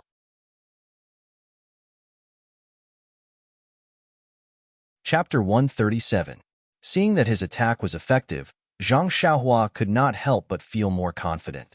His steps also became more relaxed, as if he was taking a stroll. Speaking of Zhang Xiaohua's combat experience, the fight on that rainy night should have been his battle of attrition. Unfortunately, the situation that night was urgent, and there were no real fists and kicks. Moreover, against the black-clothed old man, he also defeated him with a single sword strike. It was a baffling victory. Zhang Xiaohua's battle results were great, but his combat experience was very little, almost zero. Therefore, when he saw these little ruffians holding daggers, his heart would grow hairs. Now that he had knocked away a person's dagger, Zhang Xiaohua had turned the situation around and seized the initiative. Following that, he began to appreciate the art of combat. In the fight with the other 4 people, he carefully practiced his fist of the North Star. Practice was the only standard to test the truth. The more Zhang Xiaohua fought, the happier he became. The more he fought, the more skillful he became. Those people were practically feeding Zhang Xiaohua moves. His experience was like sitting on a Kongming lantern, slowly rising. How could these ruffians have received proper martial arts training? Their attacks were completely based on instinct, and there was no pattern at all. They just happened to be the stepping stones for Zhang Xiaohua, who was a beginner in martial arts, to advance. However, they did not know this, only blindly chopping and stabbing. They could not even touch the corner of Zhang Xiaohua's clothes. After a long time, the leader, the wretched brother Fan, realized that something was wrong. He originally thought that this was a young country bumpkin, and that he would gain a lot by intimidating him. Who knew that the other party would ignore him? His pride was hurt, and he could only give up on the tradition of using virtue to win people over. He turned to force, but then the situation went out of control. His side actually brought out their ultimate weapons. This was not the worst thing, but the most frightening thing was that this youth became more and more relaxed under the attacks of the daggers. This was not a situation that Brother Fan wanted to see. No matter what, Brother Fan was still a leader. His vision was naturally different from his subordinates. When those people were still in full swing attacking Zhang Xiaohua, he had already secretly held back, and his figure was showing signs of retreating. Zhang Xiaohua, who was in control of the entire situation, seemed to have sensed Brother Fan's movements. This was the main culprit. How could she let him escape? Moreover, fighting with these people was just to increase her proficiency points and stretch her muscles. Zhang Xiaohua was already impatient. Seeing that the other party had made a move, she did not delay any longer. Zhang Xiaohua leaped into the air, her body suspended in the air. Her legs spun in the air like a spinning top, and a few light pa-pa-pa sounds could be heard. She kicked the chests of the 4 people who were attacking her. It was a move from the divine resembling 6-joint fists, killing in 4 directions. Zhang Xiaohua also used the right amount of strength in her leg. Those people couldn't catch their breath and fell to the ground, unable to move. Only Brother Fan was left standing there. At this moment, he suddenly heard the sound of applause from the side. Someone cheered, "Good move." Zhang Xiaohua turned to look. Weren't they the few men who were chatting at the Food for the Heavens restaurant just now? Zhang Xiaohua frowned. Just as she was about to speak, that wretched Brother Fan beat her to it. With a plop, he knelt on the spot and threw the dagger far away. He kowtowed and said, "Little master, please spare my life. Little master, please spare my life. I have an 80-year-old mother who is sick in bed, and I have children who haven't even reached the age of 3 who are crying piteously for food. If you take my life today, they won't be able to survive. You've taken 3 lives in one go." When Zhang Xiaohua heard this, she was stunned. Yes, if what he said was true, she really didn't know what to do. This person was so despicable. He sent people to rob her, and even used a dagger. If she didn't have any martial arts to defend herself, wouldn't she be bullied by him? But if she let them go, Zhang Xiaohua couldn't help but think of her own family's experience in Lu Town. Wasn't that the case? Her heart was unwilling to accept this. Just as she was in a dilemma, the few men who had applauded and cheered just now came closer. The square-faced man at the front cupped his hands and said, "Little brother, this one is Yuan Changqing. Greetings." Zhang Xiaohua saw that the other party was being polite. She didn't know who he was, but she did as she was told. That Yuan Changqing saw Zhang Xiaohua frown and knew what he was thinking. He laughed and said, "Little brother, please don't take offense. This one is a little impetuous. However, I'm not familiar with this person, so please don't worry." Hearing this, Zhang Xiaohua was even more puzzled. If you were acquainted with this wretched Brother Fan, you could have come over to persuade him. He could have just let you go. If you didn't know this person, why did you come over? Thus, Yuan Changqing explained the reason in full detail. It turned out that when Zhang Xiaohua was inquiring about the situation with the shop assistant at Food for the Sky, this Yuan Chongqing had heard everything. Even when Brother Fan stood up and looked at him with ill intentions, this trained escort had seen it all. Perhaps he could ignore other people, but this young man was inquiring about Pingyang City. He reckoned that he was most likely from Pingyang City. Since he was from Pingyang City, then Yuan Chongqing couldn't just sit by and watch. Just as Zhang Xiaohua left the restaurant, the few people who had eaten and drank to their heart's content also paid the bill and left under Yuan Chongqing's suggestion. Then, they followed behind Zhang Xiaohua from a distance. Brother Fan purposely bumped into Zhang Xiaohua and the group of ruffians surrounding Zhang Xiaohua. This was all seen by Yuan Chongqing and the rest. A few impatient men wanted to go forward, but Yuan Chongqing saw that Zhang Xiaohua looked relaxed and didn't seem to be afraid at all. He pulled the rest aside to watch the show. It was only when Zhang Xiaohua used the fist of the North Star and knocked down the ruffians that the crowd couldn't help but applaud and praise. Hearing this, Zhang Xiaohua understood that there were still some kind-hearted people in the pugilistic world. However, she was even more puzzled. Why couldn't they help her when she was from Pingyang City? Thus, Zhang Xiaohua asked, "Brother Yuan, it should be natural for people in the pugilistic world to help when they see injustice on the road. When you saw me being bullied by the ruffians in your town, you should have helped me without hesitation. Why did you say that you didn't have to help me?" Yuan Chongqing and the rest blushed a little and said awkwardly, "Little brother, you don't know. We are like you and came from afar. A powerful dragon can't defeat a local snake. Isn't it better to avoid trouble if we can?" Zhang Xiaohua suddenly understood and asked again, "Then why do you want to help me?" Yuan Chongqing said, "Haha, the reason is very simple. Because we are also from Pingyang City." When Zhang Xiaohua heard this, she said in surprise, "Really? That's great. I was just worrying about how to go home. With you guys around, we can go together. Haha, at least you can tell me where this is and how I can return to Pingyang City." Yuan Chongqing smiled and said, "Of course. When fellow townsmen meet, their eyes are brimming with tears. How can we not help you? Oh right, I haven't asked you. Why did your best move look so familiar to me? But I just can't remember where I saw it before. Can you tell me?" Zhang Xiaohua thought for a while and said embarrassedly, "The last move you mentioned should be one of the Liuhe fists, but I can't remember the name. I haven't completely mastered it, and it's different from the standard Liuhe fists. You might be able to remember it if you think again." Yuan Chongqing was enlightened and said sympathetically, "Little brother is right. Now that you mention it, I can really distinguish it. It seems to be called killing in all directions. However, this Liuhe fist is indeed difficult to learn. I have practiced it for a long time, but I still haven't mastered it. It seems that only our head Zhang is the best at this." Zhang Xiaohua didn't mind and said with a smile, "But you are still better than me. I will forget whatever I practice. You should be happy." Yuan Chongqing said in surprise, "But little brother showed off his prowess just now. I can see that your martial arts are also very exquisite." Zhang Xiaohua waved her hand and said, "That was all pieced together by me. My martial arts are mediocre. If I were to practice with these people, I would have been defeated long ago." After saying that, she glared fiercely at Brother Fan and the others who were kneeling on the ground. Brother Fan saw that this group of people knew each other and that he couldn't afford to offend them. He could only obediently kneel and smile. Zhang Xiaohua didn't have any ideas and asked Yuan Chongqing. Yuan Chongqing thought for a while and said with a smile, "Little brother, you don't have to care about what he said. It's just a lie. At his age, how can he have an 80-year-old mother? He might have sons from 3 dynasties, but most of them are fake. You don't have to worry about anything.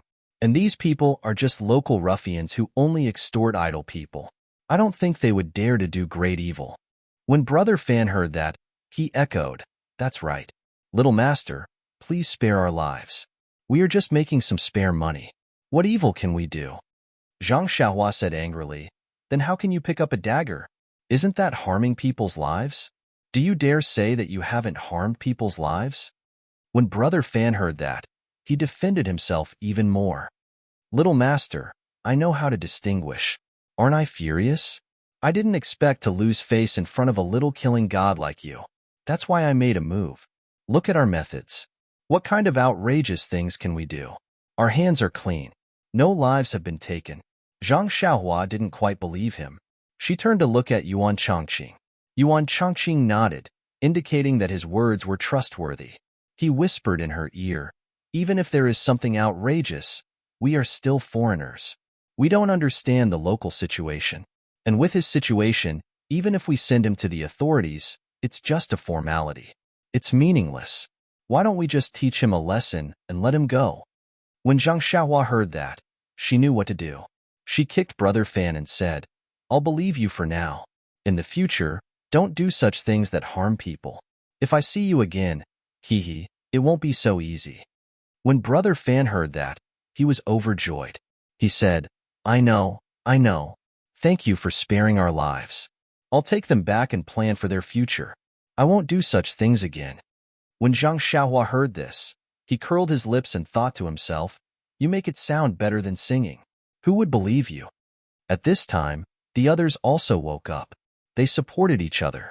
When they heard Zhang Xiaohua let go, they supported each other and prepared to leave with Brother Fan. But before they could take a step, Zhang Xiaohua suddenly rolled her eyes and shouted, "You guys wait. I still have something to do." When Brother Fan heard that, his face turned pale. He turned his head and smiled. "Young master, what is it?" Zhang Xiaohua laughed and said, "Letting you guys go so easily would be letting you guys off too easily. I can't give you guys a deep lesson. With a heart of compassion, I've decided to teach you guys a lesson." Brother Fan's face became even uglier. He said, "Listen to this young master's instructions. I wonder how you'll teach us?"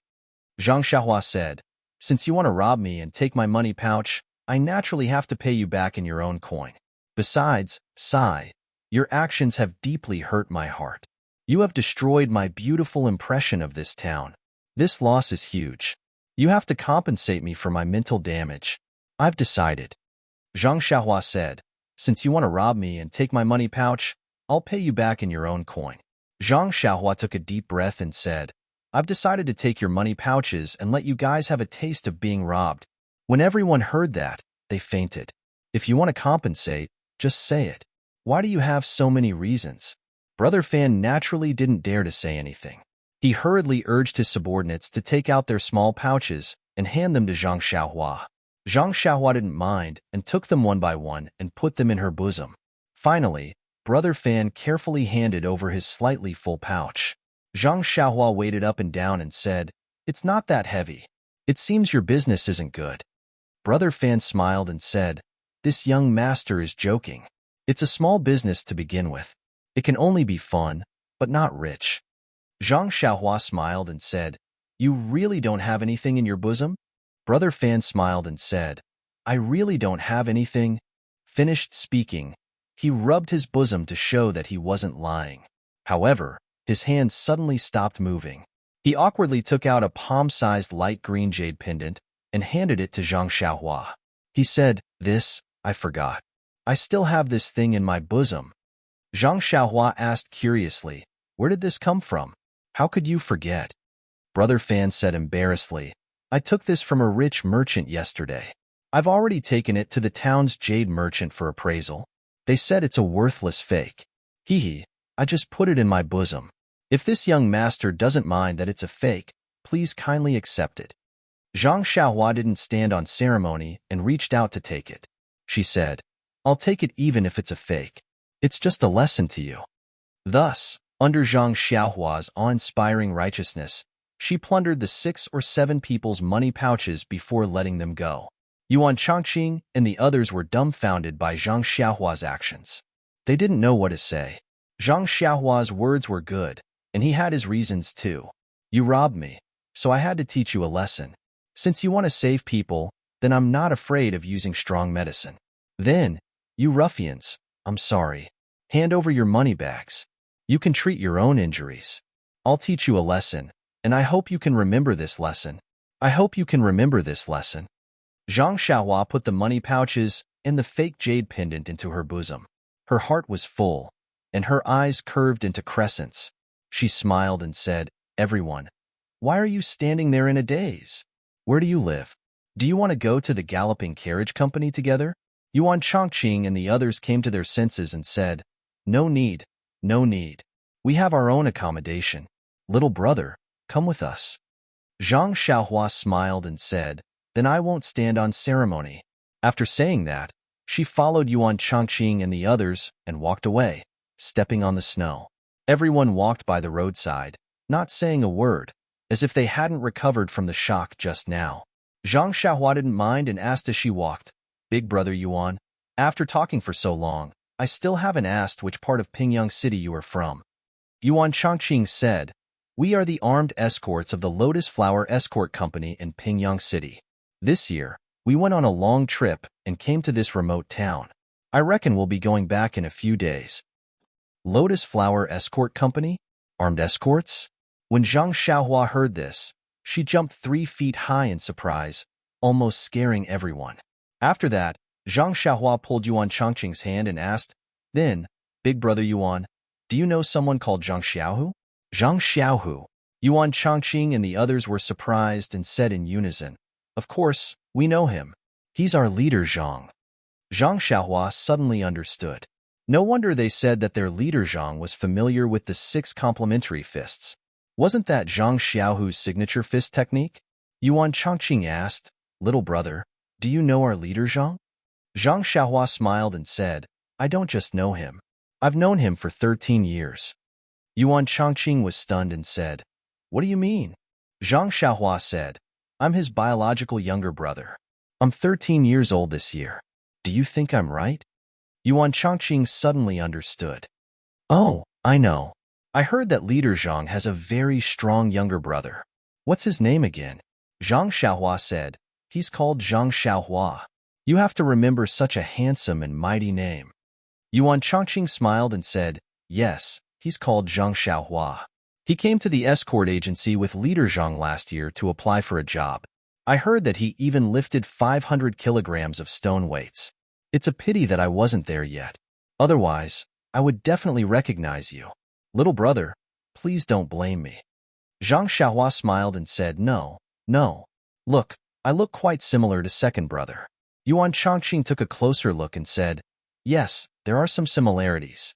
However, you're still small and skinny now. Your face is a little chubby, but your brows are still similar. However, if you look at it directly, you might not be able to recognize him. Since he was Zhang Xiaohu's subordinate, he was naturally not an outsider. Moreover, Zhang Xiaohua had been recuperating at the escort agency for a long time before the new year, so he had long regarded the agency as his home. Therefore, he was very close to Yuan Chongqing and the others. The few doubts he had were thrown away. Sure enough, it didn't take long for them to arrive at a slightly remote alley on the east side of the town. After entering the alley, they saw a half-closed courtyard door. Yuan Chongqing and the others pushed the door open and shouted, "Leader Zhang, is Leader Zhang here?" Before they could hear Zhang Xiaohu's reply, another loud voice rang out, "Why are you shouting so loudly? If you don't follow the rules, what's the point of your daily training? Your leader Zhang isn't here. He's out on some errands. If you have anything to say, just tell me." Zhang Xiaohua followed Yuan Chongqing and the others into the small courtyard. The owner of the loud voice also came out from the central room. He was a bald, brawny man with a fierce face. When Yuan Chongqing and the others saw him, they quickly saluted and said, "Escort Leader Luo, you're here?" Escort Leader Luo approached them. His nose twitched a few times, and he frowned and said, "You guys went drinking again?" Yuan Chongqing smiled and said, "Big escort leader, we've been in this godforsaken place for so long with nothing to do. Our brothers were bored, so we went out for a drink." Escort Leader Luo said, "You can drink, but don't cause trouble for me. Otherwise, I'll teach you a lesson." Then, his gaze fell on Zhang Xiaohua, and he said impatiently, "Who is this person? Why did you bring a stranger here? Please add it to your collection. Thank you." 0.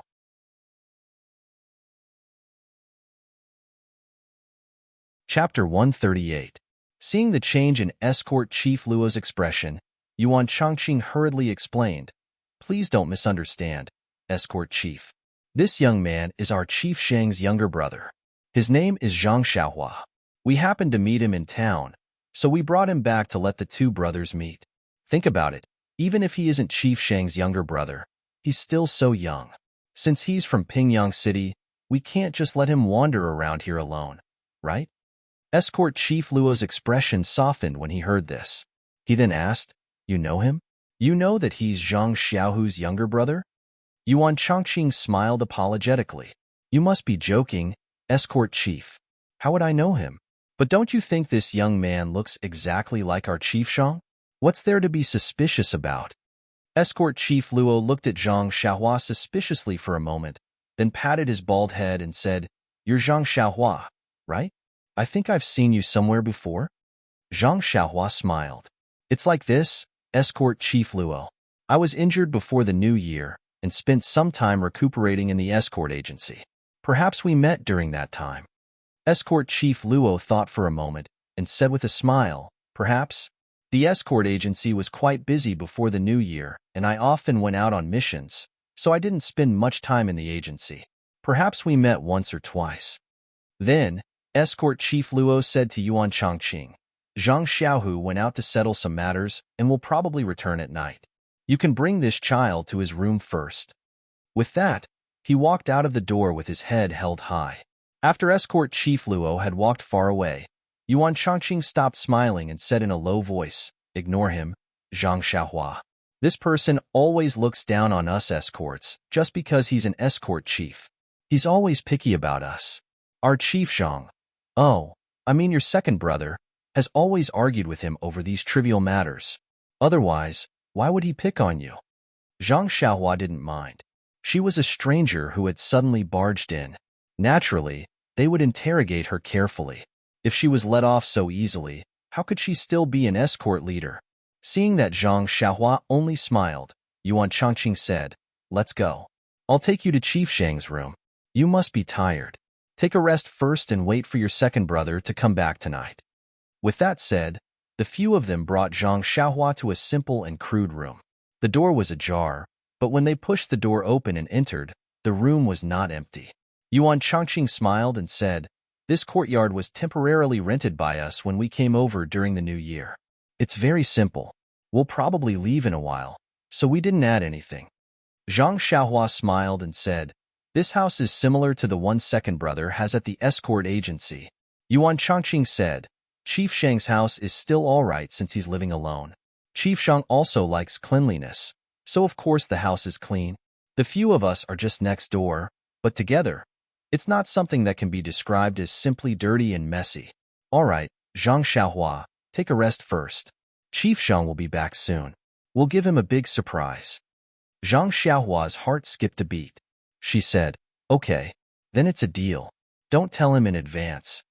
Yuan Chongqing and the others smiled and said, "Okay, it's a deal. Chief Zhang is very generous to us. I haven't seen him happy for a long time. This must make him very excited." Zhang Xiaohua asked again, "But that escort Chief Luo knows about it too. He won't tell second brother, right?" Yuan Chongqing and the others said, "Haha, don't worry. This escort Chief Luo went out at this time. He's probably looking for some fun somewhere. With your second brother around, he can rest assured. He takes care of many things very well. He won't be back until nighttime." Only then did Zhang Xiaohua feel relieved and repeatedly agreed. Yuan Chongqing and the others saw that Zhang Xiaohua looked tired, so they didn't say anything else and left. Zhang Xiaohua had been running from early morning until the afternoon. When she was eating at the restaurant, she was harassed by the local ruffians. Then, she showed off her power and killed all of them. Naturally, she was tired by now. She looked at the wound on her arm. It had stopped bleeding a long time ago and didn't seem to hurt now. She didn't have the mood to care about it. She spread out the quilt on Zhang Xiaohu's Kong bed and crawled into it. She quickly fell asleep. Time passed quickly. The winter days were short, and dusk arrived quickly. When the lanterns were lit, Zhang Xiaohu came back from outside. He was exhausted, but also a little happy. Even though Zhang Xiaohu was only escort leader Luo's assistant and was only there to help him with his work, this man seemed to think highly of him and pushed all the work to him. Just like today, when he was discussing the return journey and route with the merchants, escort leader Luo even asked Zhang Xiaohu to handle it. Did he really think of Zhang Xiaohu as a permanent worker who didn't need to be paid a monthly salary? However, this was good too. Zhang Xiaohu had learned a lot from this escort mission. Even if he was asked to run an escort alone in the future, there wouldn't be a problem. However, Zhang Xiaohu smiled bitterly and shook his head. He was just an escort, not an escort leader. Why would the agency let him be in charge? Fortunately, he had already agreed on the return journey and route with the customers. Returning to Pingyang City was imminent. At the thought of Pingyang City, Zhang Xiaohu was really eager to return home. He had run 2 long escort trips before the new year and actually didn't stay in Pingyang City for the new year. He wondered how his brother was doing in Huanqi Mountain Village. However, thinking about what Zhang Xiaohua said, there were many people in the mountain village who cared and took care of him. He should be able to have a good new year. There was also Li Jinfeng, young Master Li. He had agreed to let him pass a message to his family and bring some money back when he returned home before the new year. However, he came and went in a hurry and didn't have time to see him. At this moment, he should be at home enjoying the happiness of family. He wondered if he still remembered to make a trip to Guozhuang House. Zhang Xiaohu entered the courtyard. As he greeted the people in the courtyard, he quickly walked back to the house. He pushed open the half-closed door and walked to the small table in the house. He took out a fire starter and lit the oil lamp. He then poured a cup of water and sat on the stool while drinking, heaving a sigh of relief. When he finished drinking the water, he then realized that there was another person lying on his Kong bed. Zhang Xiaohu shook his head and thought to himself, which escort agency's brother is this again? After drinking, he entered the wrong house. Hence, Zhang Xiaohu stood up, picked up the oil lamp and walked to the Kong bed. That person was lying sideways on the Kong bed and was sound asleep. Zhang Xiaohu rolled him over and scolded him with a smile. Hurry up and get up. It's already dark. Quickly go and eat. If you want to sleep, go back to your room and sleep. However, this person was very small and light. Zhang Xiaohu easily flipped him over. Just as he was feeling surprised, he couldn't help but exclaim when he saw that person's face. Xiaohua. The oil lamp in his hand almost fell on Zhang Xiaohua's face. Zhang Xiaohu was shocked. He quickly calmed himself down and held the oil lamp tightly to prevent Zhang Xiaohua from being disfigured. He took a closer look and rubbed his eyes. If it wasn't Zhang Xiaohua's small face, who else could it be? Was he dreaming? Zhang Xiaohu walked to the door and looked at the courtyard. There were a few bodyguards and armed escorts walking around. The snow in the courtyard was still very deep. Wasn't this the courtyard he had just entered? Then, Zhang Xiaohu pinched his cheeks unconfidently. The pain proved that he wasn't dreaming. But why did Zhang Xiaohua come to his Kong bed from Pingyang City? With that thought, Zhang Xiaohu walked quickly to the Kong bed. He wanted to wake Zhang Xiaohua up and interrogate her. However, when he saw Zhang Xiaohua sleeping soundly, he immediately retracted his hand. It was better to let Xiaohua have a good sleep. No matter what happened, no matter how serious it was, since she was under his protection, this burden would naturally be shouldered by him, the older brother. His younger brother was still young and must have suffered a lot when he came here. Even if the cause of the matter was complicated, now was not the time to ask. Everything would have to wait until he woke up. Thinking of this, Zhang Xiaohu carefully blew out the oil lamp and put it down. He then tiptoed carefully and walked out softly. He carefully closed the door, afraid that he would make a sound and disturb Zhang Xiaohua's good sleep. Walking to the courtyard, Zhang Xiaohu stopped one of the armed escorts and asked, "Is Escort Chief Luo here?" That person smiled and said, "Chief Zhang, you still don't know when Escort Chief Luo ate here at night? He must be outside at this time." Zhang Xiaohu laughed and scolded, "Of course I know that. I'm asking if you saw him today?" That person said, "Not since this afternoon." Zhang Xiaohu probed again. "Then did you see anyone enter my house?" That person thought for a while and said, "I don't remember. Our courtyard is remote and no strangers usually come here. If someone came, I would naturally remember." "Why? Chief Zhang, did you lose something?"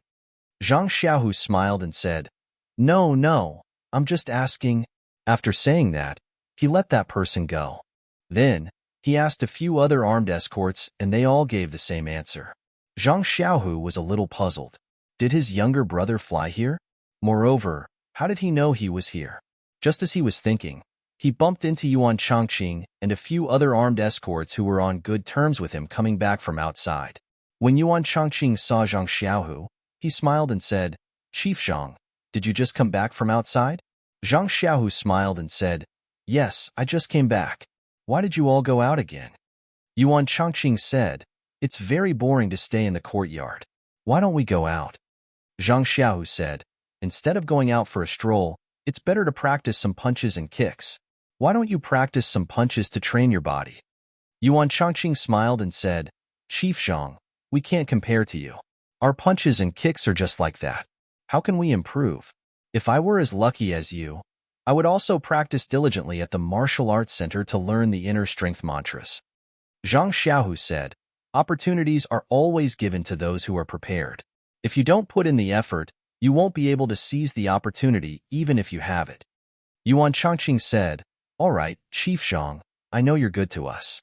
We'll practice our punches well after dinner. It won't be a waste of your saliva. Zhang Xiaohu smiled and said, It's your business whether you want to practice or not. You don't have to look at my face. Then, Yuan Changqing asked mysteriously, Chief Zhang, did you just come back? You haven't gone back to your room yet, right? Zhang Xiaohu didn't understand and said, I've been back for a while. I just went back to my room. Immediately, he came to a realization and asked, You were the one who brought Zhang Xiaohua back? Yuan Changqing blinked and said with a smile, It seems that I was the one who did it. Zhang Xiaohu laughed and said, Good brother, I didn't treat you like this in vain. This time, I have to thank you properly. Yuan Changqing hurriedly declined and said, Chief Zhang, you're too polite. You're usually very generous to your brothers. Although you're still young, everyone listens to you. We're all happy to do something for you, so you don't have to be so polite. Besides, we just happened to meet at the right time. We really didn't do anything. Zhang Xiaohu smiled and said, No matter what, Xiaohua is only a teenager. If you didn't bring him, he wouldn't be able to find this place. Oh right, how did you meet him? Do you know Xiaohua? Asking this, Yuan Changqing and the others' expressions were very interesting. He said, Chief Zhang, like father like son. It should be brother dragon and brother tiger to you. Zhang Xiaohu stared blankly and scolded with a smile. Nonsense, my big brother is called Little Dragon, and I'm called Little Tiger. Of course I'm brother dragon and brother tiger. Yuan Changqing saw that he didn't understand and explained with a smile, I'm your little brother. That's what you call amazing. Zhang Xiaohu didn't understand, so Yuan Changqing told him everything he saw and heard in the afternoon. With this, he spoke for a full quarter of an hour. It had to be said that this Yuan Changqing's eloquence was excellent. Not being a storyteller with a bright future was a big loss to the storytelling world. There were a few people nearby who all gave a thumbs up and praised Zhang Xiaohu for having an amazing little brother. Zhang Xiaohu's expression was uncertain as he listened. He was worried about Zhang Xiaohua's arm injury. After waiting for Yuan Changqing to finish, he said, You guys wait here for a moment. I'll be right back. Under everyone's puzzled gaze, Zhang Xiaohu quickly ran back to his room. However, he came back with a normal expression. Yuan Changqing asked, Chief Zhang, did you forget something? Zhang Xiaohu smiled and said, I didn't forget anything. I'm just worried about Xiaohua's injury. If I don't see it with my own eyes, I won't be at ease. Only then did everyone understand. They secretly sighed in their hearts. Others were only concerned about the excitement of the fight. Only his own brother didn't care about the result, and only cared about his little brother's injury. Only when he saw that the injury was fine could he be at ease. Yuan Changqing was also ashamed and said, Chief Zhang, this is my fault. I only cared about bringing Zhang Xiaohua back and forgot about this matter for a moment. I don't know how his arm is now. Zhang Xiaohu smiled and said, It's fine. It's just an oversight. I also roughly looked at it just now. I couldn't see clearly under the oil lamp. It seems to have scarred. It should be just a superficial wound. I guess it's because of the blood loss. Xiaohua is so tired. He's usually so lively. Yuan Changqing said fiercely, It's fine if Xiaohua is fine, but if there's a little problem, we brothers will definitely find justice for him. Zhang Xiaohu also said with a gloomy face, That's right. My little brother can't be injured for no reason. Although they were spared in the afternoon, since they're injured, it's another matter. I'll go look for them tomorrow and make them bleed a little. Hearing this, Yuan Changqing's expression was strange. Just now, in order to protect Zhang Xiaohua's heroic image, Yuan Chongqing used the spring and autumn annals technique. Some things were omitted. Since Zhang Xiaohu said this, Yuan Chongqing couldn't hide it. So Yuan Chongqing looked around and pulled Zhang Xiaohu to the side. Yuan Chongqing whispered into his ear. Hearing this, Zhang Xiaohu's face was in high spirits. When Yuan Chongqing finished, his mouth almost split open from laughing. He still didn't believe him and asked, "He really did that? You really saw it with your own eyes?" Yuan Chongqing smiled and said, "How can I lie to Chief Zhang? Why don't you ask him tomorrow? Or you can go back and take a look later." Zhang Xiaohu laughed and said, "If that's the case, then I won't go look for trouble with them." Ha ha ha. After saying that, he said, "Brothers, in a while, let's go drink. We won't go back until we're drunk." Well, this was good. After hearing that his little brother was fine, he was so happy that he wanted to go drink. However, it couldn't be said that this was a celebration of the brothers' coincidental meeting. Everyone was surprised to see Zhang Xiaohu's angry eyes just now, but now he was beaming with joy. They surrounded Yuan Chongqing and the others and asked for the reason. How could they explain it? They just kept evading and told them to go look for Zhang Xiaohu. Zhang Xiaohu also kept them in suspense and refused to say anything. Everyone was depressed. At the dinner table in the evening, when everyone took advantage of Zhang Xiaohu's drunken state to ask again, Zhang Xiaohu finally said it clearly. Hearing this, everyone laughed and gave a thumbs up, saying, "Zhang Xiaohua, you're really funny." Then everyone's faces turned white. Although it was said that they wouldn't go back until they were drunk, how could Zhang Xiaohu drink too much with his slightly injured little brother sleeping on his Kong bed? The rest of the people went back full of joy. Only Zhang Xiaohu returned to the small courtyard sober. At night, Zhang Xiaohu slept close to Zhang Xiaohua, far away from him, afraid that he would accidentally wake him up. However, he was also worried that Zhang Xiaohua was a strong sleeper. How could he wake him up so easily?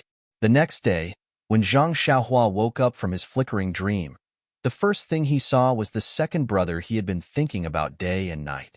He couldn't help but be overjoyed. Just as he was about to call out, he heard that Zhang Xiaohu was still sound asleep. He quickly covered his mouth with his hand. However, this small action still woke up Zhang Xiaohu, who was thinking about him. Zhang Xiaohu opened his eyes and saw Zhang Xiaohua's happy little face looking at him. He jumped up from the Kong bed and said with a smile, "Xiaohua, you're awake."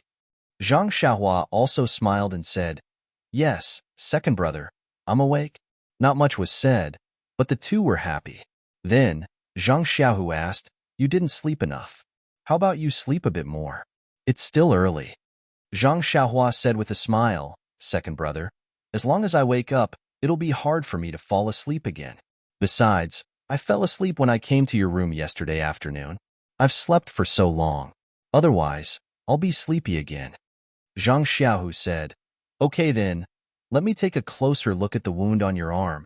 Zhang Xiaohua stretched out her arm. Zhang Xiaohu used the light coming in from the window to take a closer look. He took a towel and wiped off some of the blood on the outside. The wound was as he thought. It had already scabbed over, as if it had been healed for several days.